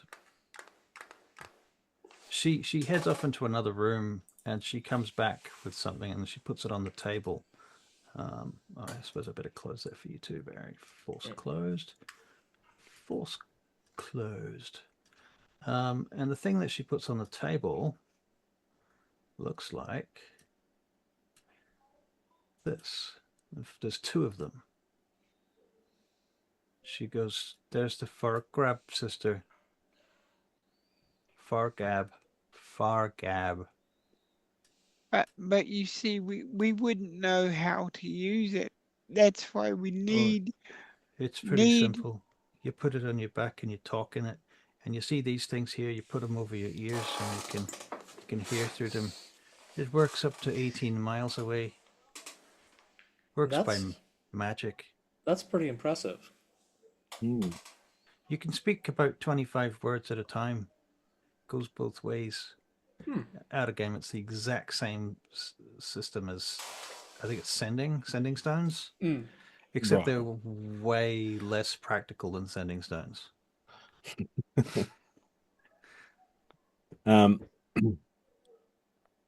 Well, we've come here obviously to help you, and we can help you further by helping you get back to Kalaman. And I know the Marshal there would enjoy having you there and appreciate your help as well in in the defense of the city with this dragon army. There is a training camp just down the road, so you won't be safe here for much longer. Not a chance in the 9 hills. I'm leaving my house here. Come on, Pops. They're trying very nicely to be kind to you. They want to help us. We can't. If we stay here, we might all die. Do you want Fidget to die? Do you want Pip to die? Should we all die because you're an obnoxious old bastard? Anyone want to make a persuasion check? I would. So what I do is I walk over and just like kind of crouch down, so I'm at the Pops' level, and I just say to him in kind of a stage whisper, come on. It's a castle full of hoity-toity human knights in their shiny armor. Don't you want to show them what you can do? I can see all the cool stuff you've got here. Don't you want to see what you can do with their gold backing you?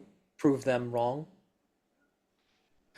Prove them wrong. It's not about that. You don't understand, lad. I came all the way here from Mount Nevermind 25 years ago with a sick wife, and she's dead in the yard, and we had all these things happen to us. You have no idea what we've been through. We made this our home. I have no idea. I grew up in a fucking refugee camp, and I was raised by Wash your mouth, young one. Wash your tongue out. Fine, Kind of language in here is my house. All right, point taken, but I do have some idea. I've been through a lot myself, and so have my companions. Don't look down on us because of that. Sure you have. Persuasion check. Yep. This is a good opportunity for you. Does anyone want to help him?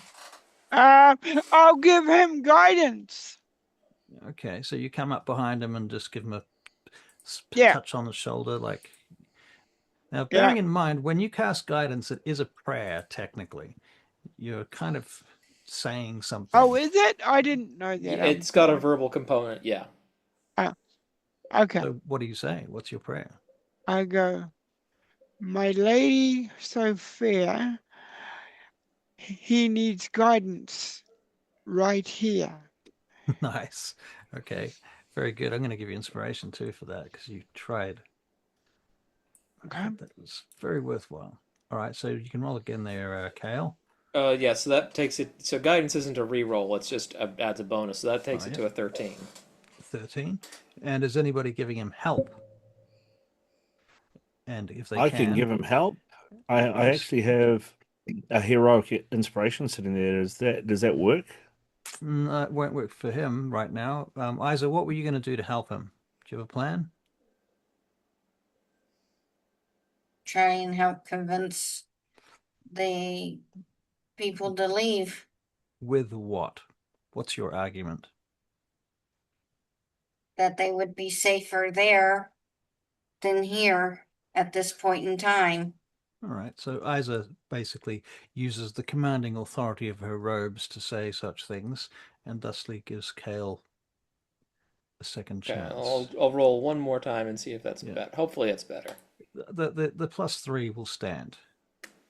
It's exactly the same. That's still a 13. So it's a 13. Well, 13's not the worst roll in the world. All right. He doesn't seem completely convinced at this point. In any case, Tatina says... I'm going to say, I would like to know, Pops. Can I call you Pops? Yeah, I would like to know. I would like to know more about this boiler drac and where you got the idea from. How does this thing work? Can you talk us through that? Oh, well, now we're talking. Come out here and I'll take you to the workshop and I'll show you around. He's wheeling himself out into the yard. Come this way, lad. I'll show you around. A boiler rack, well, you see. Pip, go and get my notes from upstairs. Off you go, quickly. And Pip goes running off upstairs. And next thing he's coming back with a big book full of pictures. Looks like Leonardo da Vinci's fucking crazy ideas, like Leonardo on acid. And he brings it downstairs and starts flipping through. Yeah, you see here now, I first came up with this idea back in Mount Nevermind. It was a long time ago, and I got the idea from a friend of mine. And he starts telling you about all this stuff, and you're kind of building up a bit of a rapport here, because now you managed to get his interest. Which is his interest, It's like yeah. All right, what are you going to do with it? This is my question. Of course, it's a pity. I say. Who are you talking to? Pops or the old man?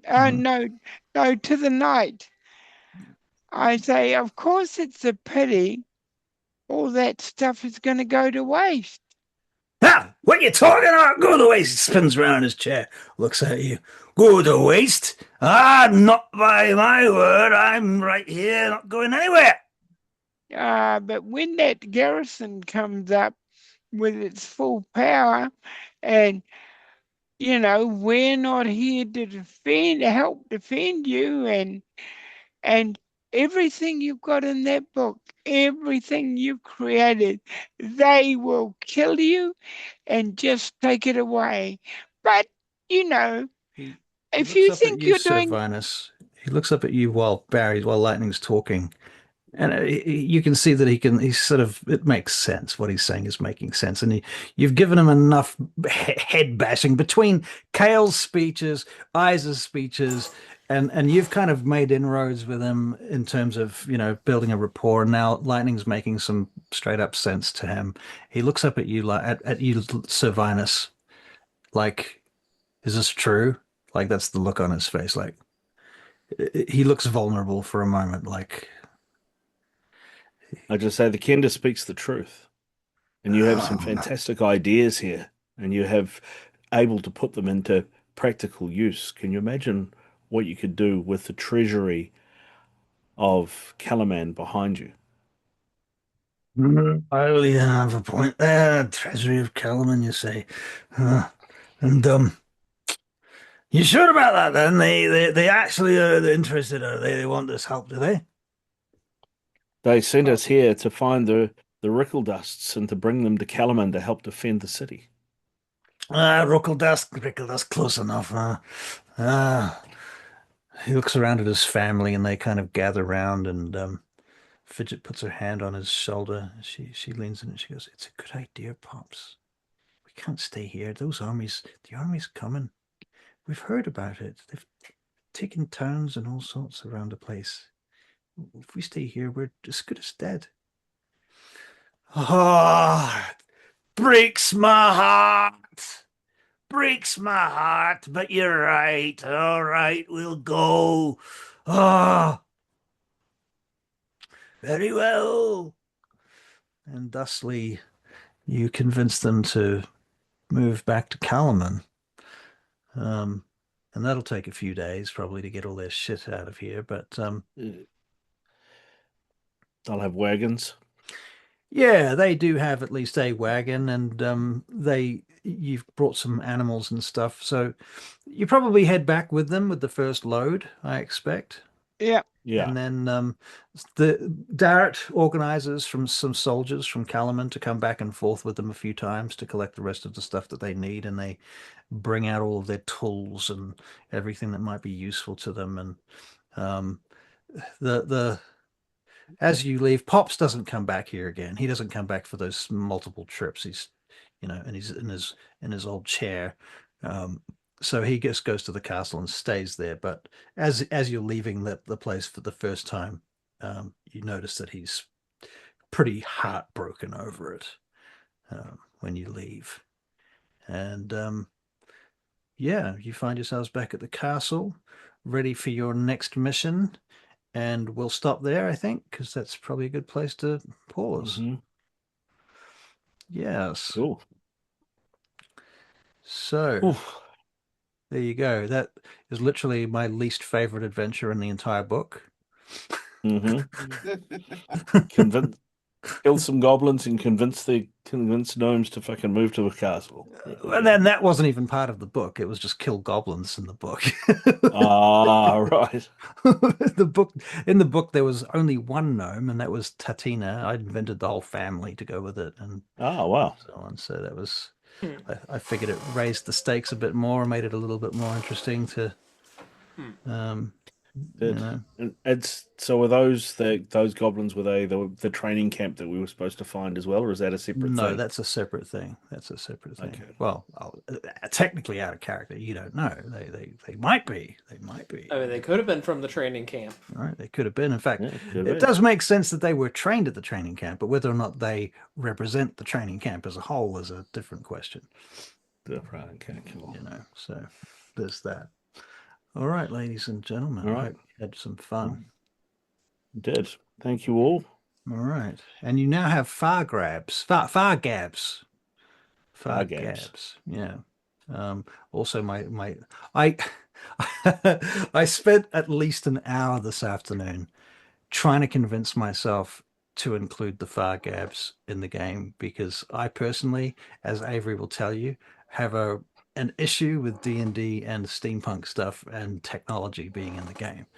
And the book describes them a little bit more kind of tinkery with levers and buttons and switches, and they run by radio and so on. And I spent some time researching whether this kind of thing has ever been in D&D canon ever before. Has it ever appeared in any Dragonlance books at any time in history?